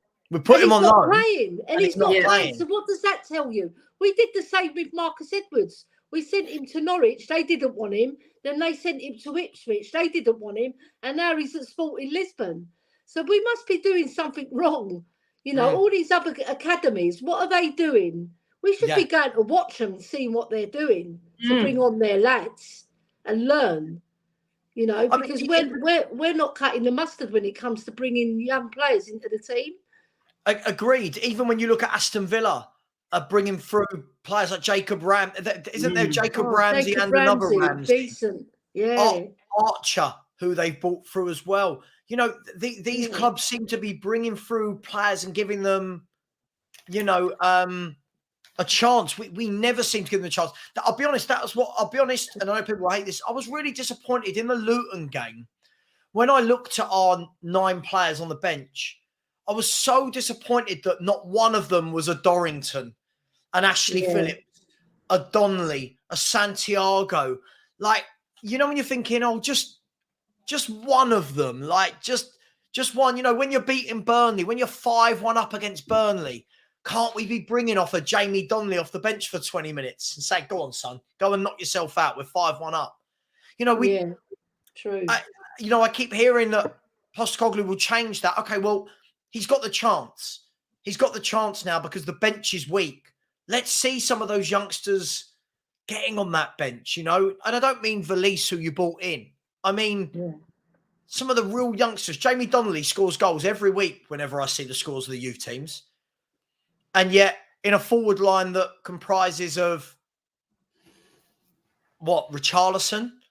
This guy can't get any minutes. Like, in the next game, be honest with me, and I'll ask everyone in the chat here. By the way, anyone that's new to my channel, what I do is I ask thought-provoking questions, by the way. It's really easy to have a YouTube channel and just sit there and say everything's great. I like to provoke. I like to get some questions going. If in the next game you saw that Jamie Donnelly was starting over, or Santiago was starting instead of Richarlison, would it make you go, A, oh God, that's a risk, or B, would you go, yeah, all right, yeah, I like that. Richarlison's not very good anyway. Yeah, let's see what he's got. What camp would you be in? I mean, this is why, when we did the Spurs review and I knocked some points off Ange out of 10 because I said some of his substitutions have been suspect. You know, I don't understand why they're not giving these young players a chance. We've got the African Cup of Nations. We've got the cup that Sonny goes to in January. So these young players are going to be required to step up. So now's the time to bring them in. If we bring in, if we got the lineup and it was Santiago over Richarlison, oh my God, I would be so happy. Number one, because Richarlison's like being down to 10 men before you even kick off. And number two, because I want to see these young players being given a chance. You know, this is the whole point of bringing them through the academy. You want to see them get some minutes. So, yeah, if I saw it, I'd think, wow, you know what, Ange, he is different. He is going to give them a chance. He is going to give them a go. He knows Richarlison isn't working. So, yeah, start them. What's the worst that can happen at the end of the day? Yeah. Elly, where are you? I mean, do you think I was harsh saying about that Luton sub bench? I mean, look, I'll tell you what, Elly, I'm gonna bring up this was the substitutes bench versus Luton Town. All right. Yeah. Our subs were Davis, Dyer, Forster, Royale, Hill, Højbjerg, Lo Celso, Skip, Valise. You know, you've got Dyer who wants out, Ben Davis who surely must be coming to the end now, Højbjerg who wants out, Lo Celso apparently wants out. Yeah. Why couldn't a two or three of them been replaced by a Santiago, a Donnelly, a Dorrington? Why don't we do it? I know, it's so frustrating for them as players as well, because like you see Dane Scarlett, he's at Ipswich, right, and then he sees us by Belief, right, and he's probably thinking, I've been here since 8 years old, I score a worldie goal and then they ship me off to Ipswich and I don't even get a lick. And there's players like Dyer and Davies are on the bench and like Skippy and Højbjerg, right? But the thing is, it's so disheartening for those players who are playing out of their skins, right, to not get that call to come and sit on a bench where you mentioned four of those players won out. Yeah. Right, and they're getting on the bench. So Andrew's got to look at that. He really does. Because those players are biting at the bit to get onto that bench to prove themselves. And like Kate says, Richarlison not produced for a season and a half, right? And he's still getting picked. I mean, what is he doing that we're not blind, are we? He's not scoring goals. That's what you're paid to do, right? And then you've got Santiago, he's scoring for fun, and he doesn't even get a look in. Yeah, I just don't get it. I just don't get it. To your point on Dane Scarlett, I've just pulled up his stats for this season, by the way. So we know he's at Ipswich, and Ipswich are flying, by the way. They're second in the Championship, They really having just are. come up. And I'm just looking at what he's done. What he's done for Ipswich. That's the wrong term. What the opportunities he's had for Ipswich, and he's played 20 minutes in a sub, 13 minutes as a sub, 16 minutes as a sub, and 10 minutes as a sub. So all season, if I work that out, that is 20, 33, 43, 53, 50. He's had 59. Hang on, is my maths bad there? 30, 46, 50. He's had 59 minutes in the Championship. He's had 59 minutes from Ipswich's 11 games. 59 minutes. Surely, if we're going to loan out a young striker like Scarlett, loan him out to a club in League One where he's going to start. Sure, don't you? Surely, you I mean, because what's the point? He's going to come back, Ellie. He's going to come back. By this, by the way, I'm not saying things don't change and players don't get injured, but if he gets 59 minutes every 11 games, right? There's 44, 46 games in the Championship. Right? Yeah. That means by the end of the season, he would have played 4 hours of football. I know. And the poor boy, right? He needs to keep his fitness levels up because training gets you fit, but match day fitness is totally different key. But I just think it's ridiculous that the club haven't said anything either. They're just letting it happen, right? I know sometimes you can't interfere with other clubs, but you say, look, we've given you one of our star prospects and you've given him 59 minutes. That's disgraceful, you know. And the poor boy is probably thinking, what are my club doing to me? I've been here since 8 years old. I've been shipped to Ipswich and I only get 59 minutes off the bench. He hasn't even started the game. It's ridiculous. And then Alfie Devine as well. Alfie Devine he's completed 90 minutes once all season. And I look at this and I just think, you know, sorry, I've lied. He's completed 90 minutes twice, once in the cup, once in the league for Port Vale in League One. Yeah. And I don't know. I just feel like we just don't seem to get this right ever. And I'm not knocking Scarlett. I'm not knocking Devine. But it just feels like, again, they've been loaned out without really much thought gone into it. You know? There should have been some rhetoric with the clubs that they're loaning them to. What are your intentions of doing with our player? Because we need him to play. Yeah.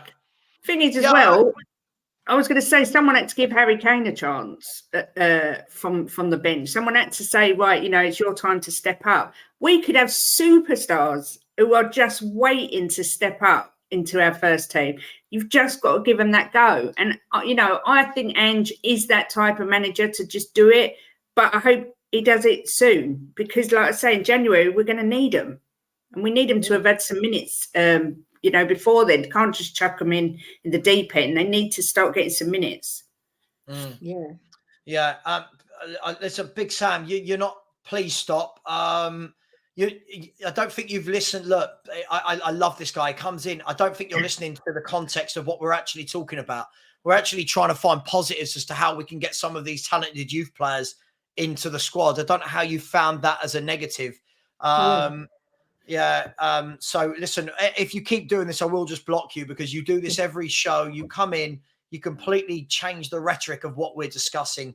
No one's moaning. We're talking about why can't we progress? We want what I don't want, ladies. I don't want us to be sitting here in 2 years' time still pretending that Dorrington's brilliant, still pretending that Santiago and Donnelly will get their chance. And I'm not saying all of them will make it. They won't. We know they won't. But to see none of them on the bench is really disheartening for me from an academy perspective. Surely, if you're looking at that youth team every week and we're battering everyone and we're winning, you're saying, who's the best 2 young players in this academy? Who's the best 2 young players in this under-21s? Right, Dyer, you're going. See you later, mate. You're going. You've said you want to leave. Cool. Right, Ashley Phillips isn't fit. Cool. Dorrington, get on this bench. 3-0 up in a game, 15 minutes to go. Go on, Alfie. Do you know what I mean? Get in there. I don't know. I just find that we need to integrate. Thing is, as well, if we try out these players like Donnelly, like Santiago, they could, like I say, potentially be magnificent, then we can concentrate on buying in other areas because we could have ready-made players in the youth academy. I don't understand the mentality at Tottenham. I mean, I do agree with what someone just said about Dane Scarlett. I don't rate him at all. And there's nothing I've seen with Dane Scarlett that makes me think he's going to be good enough, apart from that goal. That's the only thing I've ever seen him do where I've thought, wow. But that's not to say that the others, like Mikey Moore and so on, couldn't be superstars and aren't ready to step into the first team. They literally just have to be given a chance. Yeah, absolutely. Ian, by the way, I hear this sort of thing all the time. Everyone seems to be an expert on what Ange does. Like, don't worry, Savva, this isn't what Ange does. This isn't what Ange does. Yeah, but I know Tottenham. Like, this. I think people seem to forget that Tottenham is still Tottenham. We've still got the same owners. We've seen the same rhetoric for years and years and years. And, I've heard, don't worry, Ange won't care how old they are. But yet I'm still watching the bench of Skip, Dyer, Davis, Højbjerg, Richarlison, whatever. We're still seeing the same thing. So I just want to see, I don't know. I just want to see. You want a bit of excitement off the bench, isn't it? Someone who you can think, whoa, he's going to excite us, Yeah. And you want to see a manager take a chance and just, like when we was with the Luton game, he should have thrown caution to the wind there. And if we'd have had some youngsters on the bench, chucked them on and said, go and show us what you can do. Yeah. But, he put on Skip Davis and Højbjerg he put on? And it was all a bit like, oh, God, I want it to be different. Like game management rather than game excitement. Exactly. Yeah. He who dares wins. Our motto is that to dare is to do. But we're not doing that off the bench. No. We're to dare is to don't off the bench. Yeah. I know we haven't lost the game, but we haven't really set the world on fire with the subs we've brought on. We've gone back to sort of like a Conte style football, haven't we? Yeah. Like deal off the game. But the thing is, winning is key for Ange, isn't it? So he'll do anything to win. But if he has a little bit more guts about him and puts in a couple of youngsters on that bench, I bet Spurs fans will get behind him even more. Yeah. And this is true as well. This is the thing, Rich. When all of these fans now that suddenly know Ange Postecoglou inside out, Rich, I heard in the lead up to that Fulham game all week, I was getting these stats and this data of, if you look at Postecoglou, he only ever makes one change to his 11. He puts out his best team. Then he makes an entire change. Then those same fans came back in trying to defend it. Oh, yeah, but Ange isn't worried about this. Can we all stop pretending that we all know Ange intimately? Can we all stop pretending that we watched every Celtic game every game at Australia, every game in Japan. This has to stop. Like, I heard this with Conte as well. This isn't what Conte does. You know, Jose and Conte, we were told, oh, they won't let Levy tell them what to do. They'll only buy players if they want them. Like, you know, when you just think it's Groundhog Day. Yeah. And you keep getting fans that are so, yeah, we're great. And don't worry. It's not Ange I don't trust. It's the way this club has been run. El Jeff has said some fans are never happy. We want all the youth to play and spend on the best. I don't think anyone said that at all. El Jeff, I don't think this is the sort of person I always want to invite on to see if they've actually listened to what the conversation was. No one has said all the youth have to play. Like no one has said that in any way, shape, or form. I look at that bench. I'll be honest, I wouldn't keep any of that bench. If I'm brutally honest, that 9 that were on the bench against Luton, I'd quite happily go. Which means you can get 3 or 4 youngsters on there and buy 3 or 4 better players as well and have that mix of youth and experience. Yeah. Why is some fans, it's all got to be all or nothing? No one said this. And they're winding us up. It just makes me laugh. But again, Alan, this isn't true. If you do buy more players, how do Newcastle do it? How are the best club in Europe, Man City, playing their youngsters? Right? How are Liverpool doing it? Doesn't it? The cream rises to the top. They're in that team because they're worth their place. Yeah.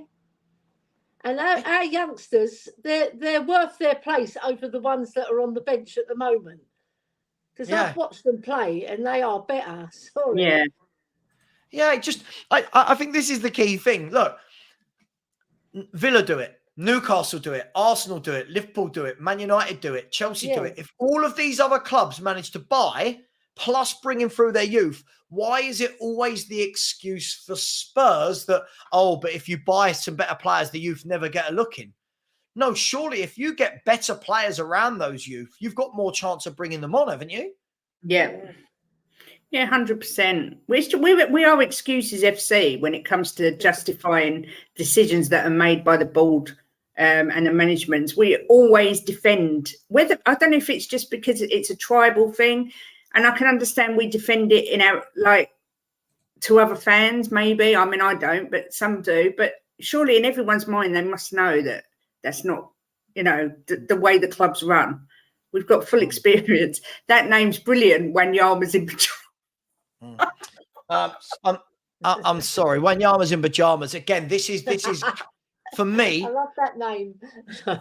For me, this is exactly what I think Kate will tell me if I'm wrong. This is exactly what Kate was just talking about. I mean, it can't be in the lead up to it. Don't worry, he's going to put out a best team. He always wants to win trophies. Then when he doesn't, we say, oh, well, he got it right. The league table shows that. Sorry, are you telling me that if we had played a best 11 against Fulham in that cup game, we wouldn't be top now? Where's the correlation? There's no correlation. This is the narrative thing. This is the whole thing. Again, everyone before was like, Ange is a born winner. His motto is, if you don't finish first, then you're a loser. He wants to win every game. And then when we lost, it was like, yeah, but he knew what he was doing. He was showing Levy that we didn't have good enough players and he wanted to rest this and rest that. I mean, I still can't get over the fact that he made 9 changes. I love him. I love Ange. I trust Ange. But that to me was absolutely naive and stupid. For me, it showed inexperience. Oh God, we're doing this thing. Did you see Man City doing that? No. We're talking about pathway from youth. No one's being we're talking about a pathway for youth. Why does every football conversation now even need to be positive or negative? Why can't it just be a conversation? Yeah. I just don't get it. There's no negativity that's going into it. We're talking about when Dyer, Davis, Skip, when these players go, will we see these youth players come through? We're allowed as fans to say we want to see the youth players. Right? We're allowed to say that. That's a positive. Honestly, I'm so genuinely confused. I've said what we're allowed to talk about on YouTube channels anymore. I'm so 3 months in, that's all he has had. Jesus weep. Our bench isn't great. No shit, Sherlock. We'll revisit this in 3 years. Right, Big Sam, you're going because you're now just being a dickhead. Sorry, you've been an absolute dickhead. He's been shocked. Listen to what we're Is it saying. Big Right? Sam Allardyce by chance? Oh. Do you know what? I love, right? Is we've got no Spurs for like 14 days. We're trying to give people some content to talk about. So we're looking at the ownership. We're looking at the youth. And people still get annoyed when you bring it up if we don't say it's amazing. No one in that chat can sit there and say, you can't have a conversation about the youth because Ange did this at Celtic, Ange did this. I'm not worried about those clubs. Yeah. I don't support Australia, Celtic. Yeah, I don't support any team in Japan. I support Tottenham Hotspur. I want to see it for Tottenham. I'm not saying he won't do it. I'm just talking about, would you like to see it? It's hard work. It's hard work getting any conversation going these days. Elder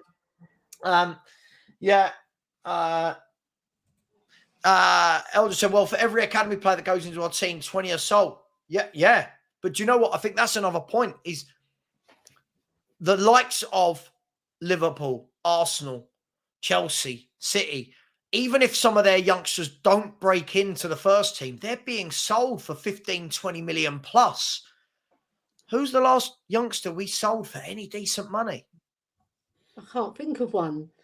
Even Mark Andy, we got, I think, 2 or 3 million or 5 million, not much more than that. We're selling them for around about 2 to 5 million, aren't we? Winks, we got 10 for, but he wasn't young. He was old by then. But yeah, I don't know. We got 10 million for. That was the bargain of the century for us. Felt like winning the trophy, that did. Yeah, it's like winning the trophy. Yeah. Yeah. I just don't get people the way they like. If you're I think you come across as positive because you want the best for our club. Do you know what, Ellie? I've given up. I've said for years, anyone who's ever listened to me or known me for years will tell you, I've said for years, I'm starting to listen to you about Højbjerg as well now. It makes you laugh. Better. I was the one for years saying that what the club is implementing isn't good enough. Yeah. And it hasn't been. I think I've been proven right on that. The club didn't have a plan. We didn't have a philosophy. We didn't have a strategy. And I was still called negative for all of that. I like what's going on at the club. Early signs. Yeah. Doesn't mean we can't keep improving. We keep going. We keep improving. And I think for me, I like processes. I like to see how do we integrate the youth? Any youth that we can't integrate, how do we loan them out early on to make sure they're playing first team football so that when they come back and we do sell them, we're getting 15 million for them. Yeah, City do it. Yeah. Liverpool do it. Chelsea do it in abundance. Chelsea have sold players. Chelsea sold players like Tomori and Guehi, right? For how much? How many appearances did either of those two have in the Chelsea first team? No. That's what we need to be looking at. Yeah. Because Tomori, if I'm not wrong, and Guehi both went out on loan to the Championship and played week in, week out.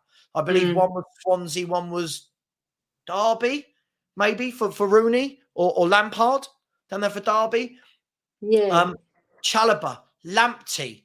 When Conor Gallagher gets sold, they're going to get 50 million for Conor Gallagher. They've just sold Callum Hudson-Odoi for money.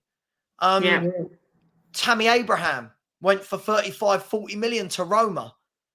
You know, I could go on. Mason Mount went for money.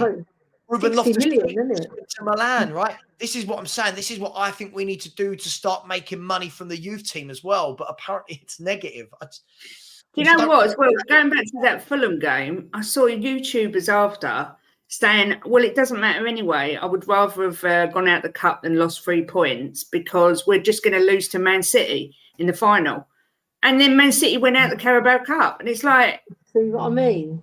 You know what I mean? Again, it's more excuses. You know, there's no excuse for the fact that there was 9 changes made on that game. I'm sorry, but there just is not. But it is what it is. It's done. We move, but that's always in the back of my mind because we could have had a massive chance of winning a trophy. And there's only a couple of chances we've got. I know. Yeah. Go on. Imagine if he does it for the FA Cup as well. Say he makes 6 changes for the FA Cup.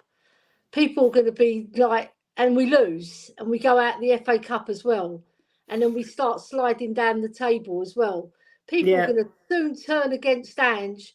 Once they had him on a pedestal, and they'll be kicking him in the teeth because he's done that, So I just hope it don't happen, because I want to see our club succeed. But, there's lots of things that can go wrong in football. But if you he's building a good foundation, I'll give him that, right? But with the youth, you've got to bring them through. That isn't a foundation if you're not bringing them through.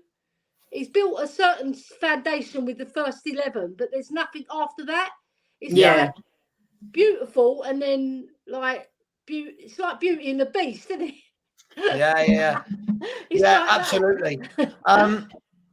It's, I agree, Rich. What Rich has said here, I agree with completely.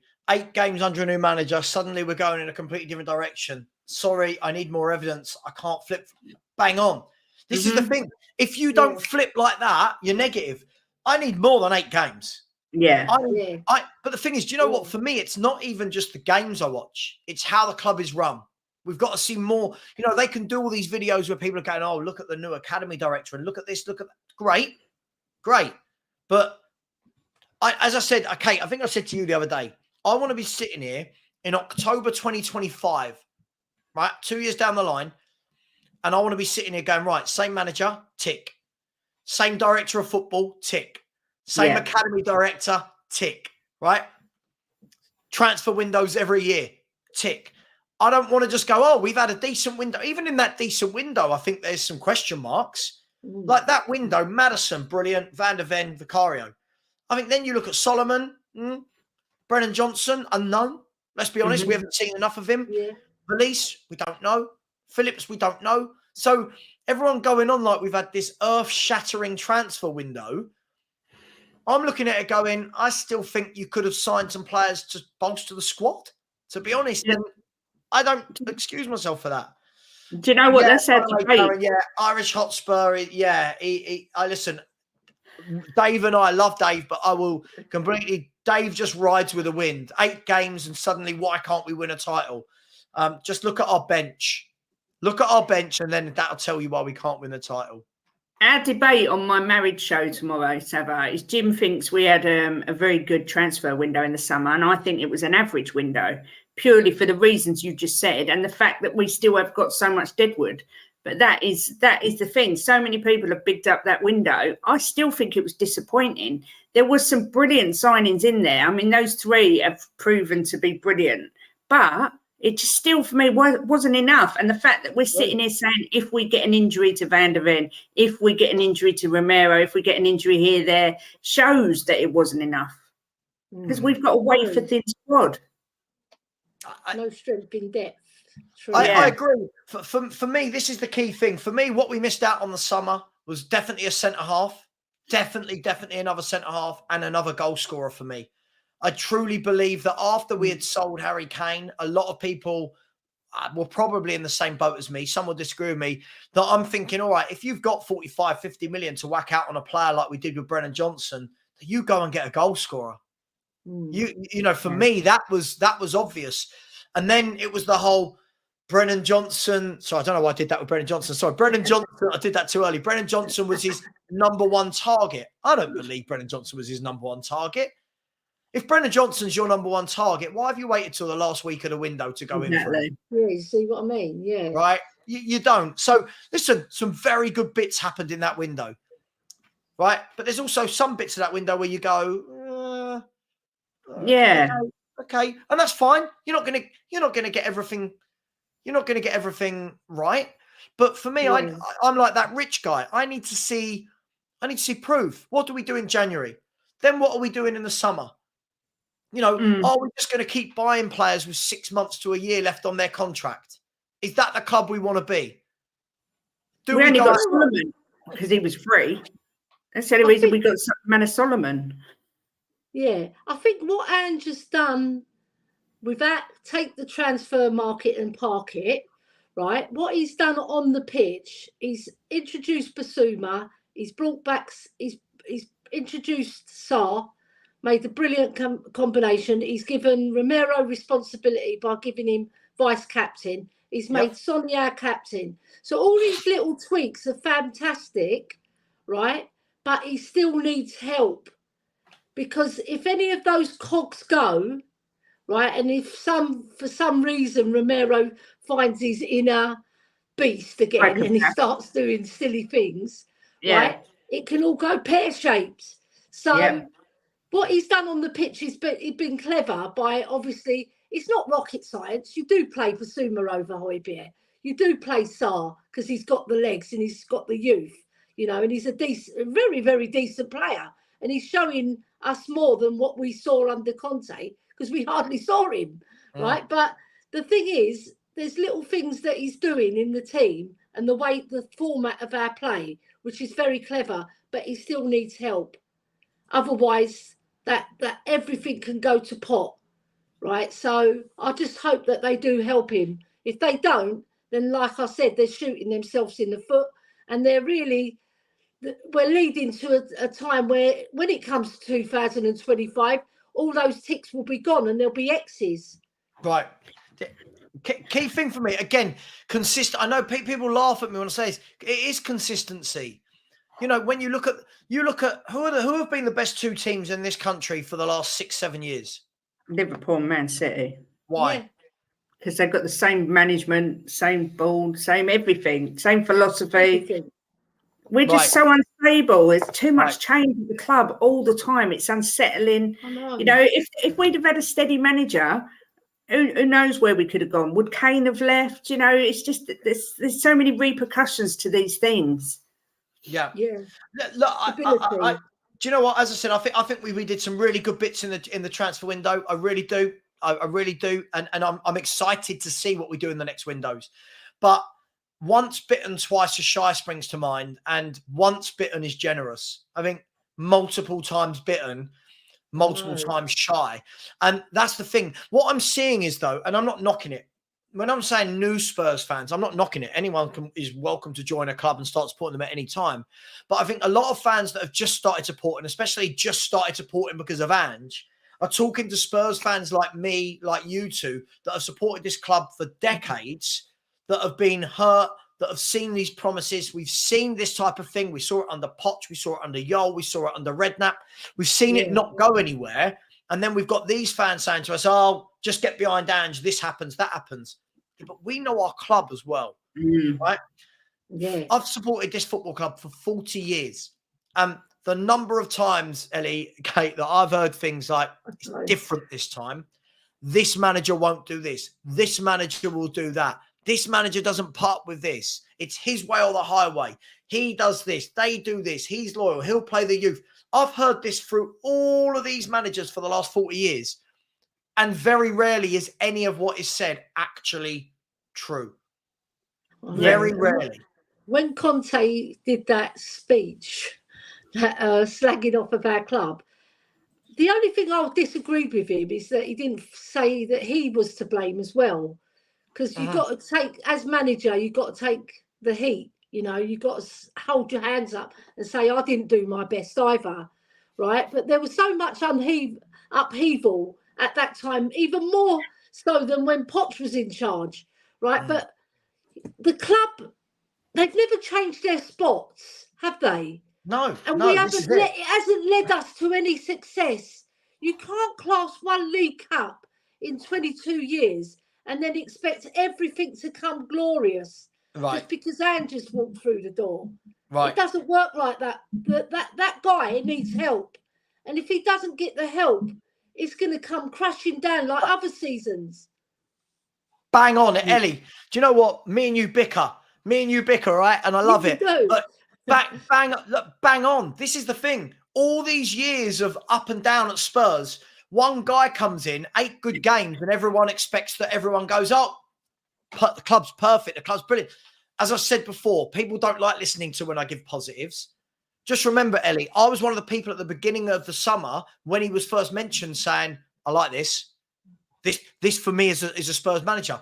There were millions, you know. There were loads of fans I saw in comments and YouTubers and that all going, oh, what's this guy done? Doubting him, he's not good.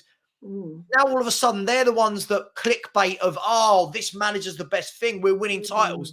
and then I'm the negative one. And you're like, hang on, I don't change my mind every 30 seconds. Look, 8 games, for me, really good start. I do feel that people are being a bit disingenuous when they're saying every game's been brilliant. I don't think every game's been brilliant to watch. I think there's been a lot of bad football in there, in and amongst some very good football.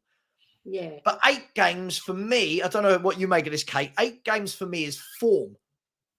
That's not consistency. 8 games for me is form. Any team throughout a season, we've seen it before. Southampton at times in the Premier League had 8 or 9 games in a row where you went, oh, Southampton are flying. They look like they could get Europe. And then, right? We've seen many teams do this. Everton will go on a good run for 5 or 6 games. And then, so for me, this consistency needs to be shown over a year. And no one will, I'm not saying it won't. No one can tell me it will because we've not seen it. But we've got to not be this fan base that are doing exactly what we hated with the Arsenal fan base last season. We talked about them the whole time. They're not winning a league. They're getting carried away. And you know what it does? We put ourselves on a pedestal up here. Then when it doesn't end up here, those fans will be the ones clambering around to make mistakes, to come back down to reality, to realise, well, yeah, of course you got carried away. Yeah. You know what? I'm not a kid on Christmas Eve. When I was a kid on Christmas Eve, I'm looking at every present under the tree, right? Oh no. I'm looking at every present going, is that my Xbox? Is that my PlayStation? Is that my bike? Is that my right? Now I'm a grown man. I don't look at what's under my Christmas tree to see what my wife has bought me. I do. Right, okay, but you know what I mean, right? Like, yeah. I don't. It's you get older. You get older, you learn. And I think this is the key thing. A lot of our fans just haven't learned anywhere throughout time. Maybe you should send you the red Ferrari and it's outside with a bow. It's the same fans that are still telling me Daniel Levy's to blame and want to protest are the same fans still believing that we're going to be in a title race and everything's going to change. How can you have both? How can you know? True. You've got to stay level-headed. I understand that the people, that like Hoover Jim and all these people that have, we've had such a crap few years and, we want to enjoy it and we, why not? Why can't we win it? Good luck, enjoy it. But come on. I honestly don't believe anyone realistically, really, truly, if they're 100% honest, really believes that we can win the league. Because if they do, well, I'll give up with the world. Because when you've got the likes of Dyer, Davis, Højbjerg, Elly, Skippy on the bench, teams like that don't win the league. Do you know what I mean? I'm not being negative. It's just a fact. When you look at Man City's bench is better than our starting 11. And I said that and someone said, yeah, but they've lost 2 games already. And it's like, oh, my God, it's been 8 games. 8 games is nothing. We've got 7 games in December alone. And they've lost 2 of their star players as well, who are very influential in their team. God, you realise how much they miss them. Yeah, and if we lose 2, if we lose Madders and say VDV, how are we going to look? Yeah, and look at Chelsea. They've got so many players out injured, but everyone's entitled to enjoy it. Everyone's entitled to be a fan. But you know what? When it all goes tits up, and it will, don't be surprised when the Gooners start mugging you off because we did exactly the same to them last year. Yeah. And those 2 players I mentioned, Rodri and De Bruyne, right? They're leaps ahead of every other team's midfielders. Of course. They're like the creme de la creme, aren't they? Yeah. Yeah, absolutely. Yeah, Phil P. Yeah, Phil P. When I was the one going, guys, you're really going to like Posta. In a WhatsApp group, I was saying to all these, like, you're going to really like Postecoglou. This guy's very good. What he's done. Phil was going, oh, you're excited about it. There's a difference between me being excited about it and being delusional about it. Right? And this is what people don't want, that positive. They want that positive. They want the let's go from here to there. The same fans that every week will tell you Man City aren't the same this year when they lose a game. And you're like, didn't this happen last year? I remember we beat Man City in January and everyone was going, God, they're just not the same. Pep's lost it. They then went on like a 28-game unbeaten run. won the treble. Like, you know, just a couple of comments I want to get to. Scott said, Savva, why do you keep comparing Spurs joined first after 8 games of Arsenal, 8 points ahead in March? Spurs will be in a title race if you're there. Why do you keep comparing Spurs joint first after 8 games? I'm not comparing Spurs and Arsenal. My point is, Arsenal flew out the blocks last season, and everyone at Arsenal was like, we're winning a league. And it was like, no, your squad's not good enough. We're winning a league. Your squad's not good enough. Then when they didn't win the league, it was, oh, but we can't compete with City's squad. Really? Really? Oh, they got a reality check, didn't they? It's just madness. As I've said, if we get to 20, 25 games in, we've had a good January transfer window, and we're there or thereabouts, sure, I will start jumping on the, you know what, why not? But I've been here before. We were top under Jose Mourinho. We were top. We were top in December. It's only October. We were top in December. And it all fell apart. It's the last 10 games as well. The last 10 games are telling, aren't they? No one's told fans how to put. Go ahead, El Jefe. All I'll say is, cool. Do you think Tottenham will win the league? Yes or no? People put it in the chat. Are Tottenham going to win the league? While we do that, get to Strasbourg. Steve has said, even Ajax and their way of doing things is failing horribly right now for them. 16th in the Eredivisie currently. Wow. Yeah, you've got a shelf life on certain things, Steve, right? You've got a shelf life. Big up, Steve, again, who's been a member for 4 months. Big up, Steve. Always been a great guy. Phil Coys, big up to you as well, my man. Big up to all three, to both of you. And Neil Shafton, again, this is the excuse. Again, look, City has an advantage. They can afford and are willing to buy players for 60 to 100 million, right? Spurs can afford to buy players for 60 million. We choose not to. And all of this Man City buy players for 100 million, one. If you actually look at Man City signings, nearly all of them are between the 40 and 65 million bracket. Yeah. Right? They are. Grealish aside, Grealish aside, and I think Vardio ended up being 77. The majority of their signings, every window, are between that 40 and 65 million bracket. You know the difference? They get it right most of the time. They get it right. And they consistently rotate, like every window, they buy a couple here and there and rotate them out. And so that they don't need to lump out on one big one. They're constantly replenishing their squad. The way they do it is incredible, really. Yeah. Yeah. And they've got a very clever coach. When people say enjoy it now, I'm enjoying it. I'm enjoying it to a degree. But when we say enjoy it, enjoy what? It's 8 games into a season. If West Ham were top after 8 games, what would you all say about them? It will never last. Yeah, they would. It will never last. But when it's Tottenham, it's all, do you know what? We could do this.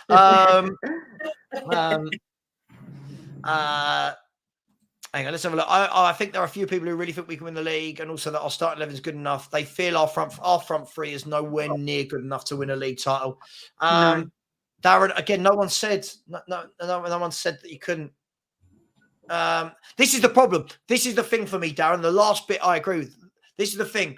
The people who are talking about winning titles and being good enough, when we start to lose a couple of games, don't then moan. Yeah. Don't start moaning and get delusional. We're gonna lose games. I don't know. Danny Kiriakou, big up in the house. Just see people say, right. Man City are favourite. Yeah, of course they are. Brighton will take points off Man City this weekend. Okay, they may well do. Things are on the up at Spurs, but there's a massive mountain to climb. Yeah, absolutely. Rakesh is obsessed with Sonny. I think we've got another Sun fan. Yeah, okay. Let's just see if there's any other comments. Big up, Drula. Thank you so much. It's a great show, guys. Really enjoyed it. Big up. See you on the next one. Come on, you Spurs. Yeah, we'll be back on Thursday morning. Kate Ellie, if you want to join again on Thursday morning, you're more than welcome. We'll be there. 10 o'clock. Scott said, I would be saying Arsenal in the title race now if Timber wasn't out for a long term, because he is 3 solid players in one. Well, But that's it. He isn't fit, so you've got to roll with the punches. Big It's up too everyone. early anyway. It's just too early. Why does everyone have to put a label on it just because, it's just too early? 8 games is nothing. What fans have got to enjoy is the changing style of football. That's one thing we can all get on board on. Exactly. It's not like Dross under Conte, especially like when he got ill and then all the business of people in his family. Yeah, it was just toxic, wasn't it? So the club's going the right way, but whether we can push on, that's up to Levy and the board. Yeah, it's not in Angie's hand. Because you said, Lloyd, whatever his name is, I've forgotten his name already. And not the answer. Yeah, Foxy, just quickly before everyone goes over to Percy's channel. Yeah, Foxy, this is the thing. No one talks about these signings that Man City do. And if you look at it, how much was Bernardo Silva? Anyone know how much Rodri was? Silva, he couldn't have been that much. It wasn't. But I can't remember. 15 mil? Let's have a look. Bernardo Silva and Rodri. Here we go. Let's see how much they were. Yeah. How much did Man City sign Bernardo Silva for? Right, Bernardo Silva was 43 million. So Bernardo Silva was the same cost as Brennan Johnson. Right? Wow. Yes, isn't it? Right, it's less because we paid 47. Did Man City buy Rodri for? 62 million. So he was the same price as Ndombele and Richarlison. Yeah. Right? It beggars belief, doesn't it? How much did Man City buy Nathan Ake for? 41 million. Do you not? You could go through this. How much did they sign Gundogan for? How much did they sign Mahrez? I wanted Nathan Ake so bad when he was brilliant footballer. Bournemouth, wasn't he? I think is that right? Bournemouth. Yeah, it was at Bournemouth. So, but By the way, just quickly, LFA, you didn't answer my question. Are Spurs winning the title? This isn't an answer. Anything can happen. Anything can happen. That's not an answer. It's not. That's like when my wife says. Table. When my wife says, "Do you want to go and do this on Saturday?" I'll go, "Oh, anything could happen." It's not an answer. You'd get a slap. Yeah, she wants to know: are we going here? Are we not? Yeah, but Scott. But this is the point. We're talking about Rodri would have cost 120 million today, sure, but it doesn't matter, does it? They just got and bought Matheus Nunes. What, 40 million from Wolves? Yeah, 50 million. Alvarez, 21 million. There are good players out there that aren't 80, 90, and 100 million, but they scout well. Anyway, look. Elly, thanks so much for. Oh, hang on, we got a super chat just as I'm about to finish. Neil, big up to you. Lovely Frenchie, by the way. My Frenchie is sitting on the floor down there, looking at me like with his lip out, like he's so gorgeous. Hennessy, that Frenchie. I've got loads of pictures of him from Neil, and he's beautiful. He is a very good-looking dog. For the Frenchie from Hennessy over here in Los Angeles, big up Neil Shafton. Thanks for all your contributions. Thought-provoking, people. That's all it is. Thought-provoking. Here we go. I love it. This guy, you can't do it. Don't come in here and tell me I'm negative, but then when I ask you to put your claim to your positivity, you start, come on, just say it. Where are Spurs going to finish, El Jefe? Splinters in his bum. Come on, where are Spurs going to finish? I think we're going to finish between 4th and 6th is where I think we're going to finish. I've said it before. It is all down to injuries and what we do in January. 4th to 6th. Anything above that, Postecoglou deserves a statue inside and outside the stadium. Come on, El Jefe, we'll wait for you. Let's see. Where are Spurs going to finish? But big up to Jim in the chat. Big up to Drula. Big up to Bobby K, David Hunt. Big up to everybody who's joined in and made this a really good show. I've enjoyed today, apart from the boss man. We haven't had any trolls. It's been great. We'll be back tonight at 7 p.m. for England versus Italy, an important game in the Euro qualifiers.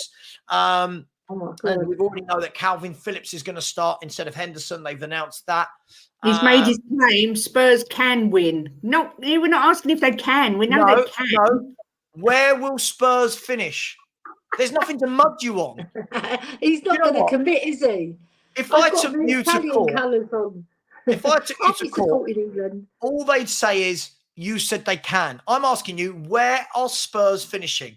I'm saying 4th to 6th with dependent on injuries. 4th to 6th. Yeah. I think it's going to be Man City, Liverpool, Arsenal, and then I think 4th down to 7th or 8th is going to be very tight between Spurs, Man United, Chelsea, Brighton, Villa, and Newcastle. Yeah. They're all in the mix. I got online in time to miss the show. Go away. Everybody go over. I'm sending you over to Perchy right now. Please go and join Perchy. Much love, Kate, Ellie. Love these shows. Thank you so much. Really appreciate your time. We enjoy it. And we're back at 1, me and Ellie, over on my channel. Yeah, we're back at 1 o'clock. Gonna grab something to eat. Grab something to eat. Let the cat out because she's stuck in with me. I'll let Jim out of the cage. Yeah, let Jim out of the cage. I hope we've made you feel better, Savva. Yeah, so I didn't feel good at all when I woke up this morning. Do you know what? Yeah. I got out of bed and I just sort of saw stars. I was like, I felt like I was falling over a little bit. But you didn't see anything from me either. No. It's because you're not eating chocolate. I'll give it a rest. You need some jacket. It's football banter. It keeps you alive, doesn't it? Yeah, it does. Alan, who's going to win it then, other than City? Who's winning it? Liverpool. I can only see Liverpool winning it, not Arsenal. They haven't got strength in depth like Liverpool have. They've strengthened really well, Liverpool.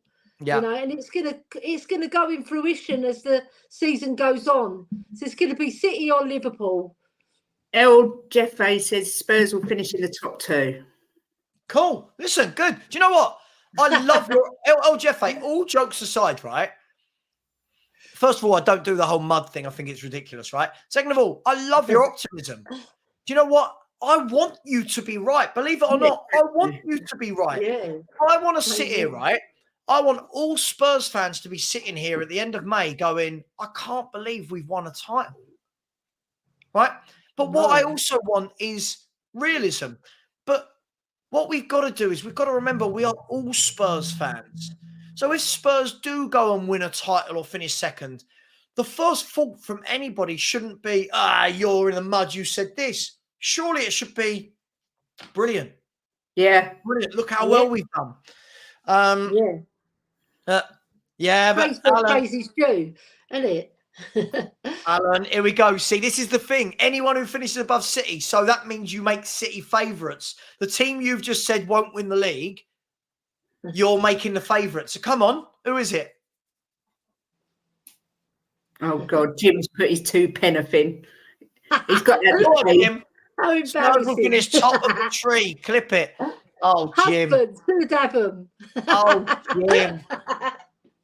Listen, my husband's a QPR fan, so he's already a loser. You know what? Yeah, they're terrible at the moment. London. They're doing terribly at the moment, aren't they, old man City? 7 points in the championship, QPR. I think they're 3rd from bottom. Oh, dear. Wow. My husband's not a happy man. Hashtag Team Jim. I'm Team Kate. Hashtag Kate Jim out. Jim out. Listen, we are going to go. We've been threatening to leave this show for about 12 minutes. There's still 150 people watching. Please like on the way out. I'm sending you over to Perchy's channel now. Please show Perchy some love. He's a great guy. I'll tune in. And yeah. All right. I'm going to stop looking at the chat because I keep going back to. Right. Take care, everyone. We'll see you tonight for England versus Italy in the Euro qualifiers. England need to win that one. And I'll be on with Rants and Bants at 6 o'clock. So I will see anybody there. Take care, everyone. See you later. And as always, come on, you Spurs.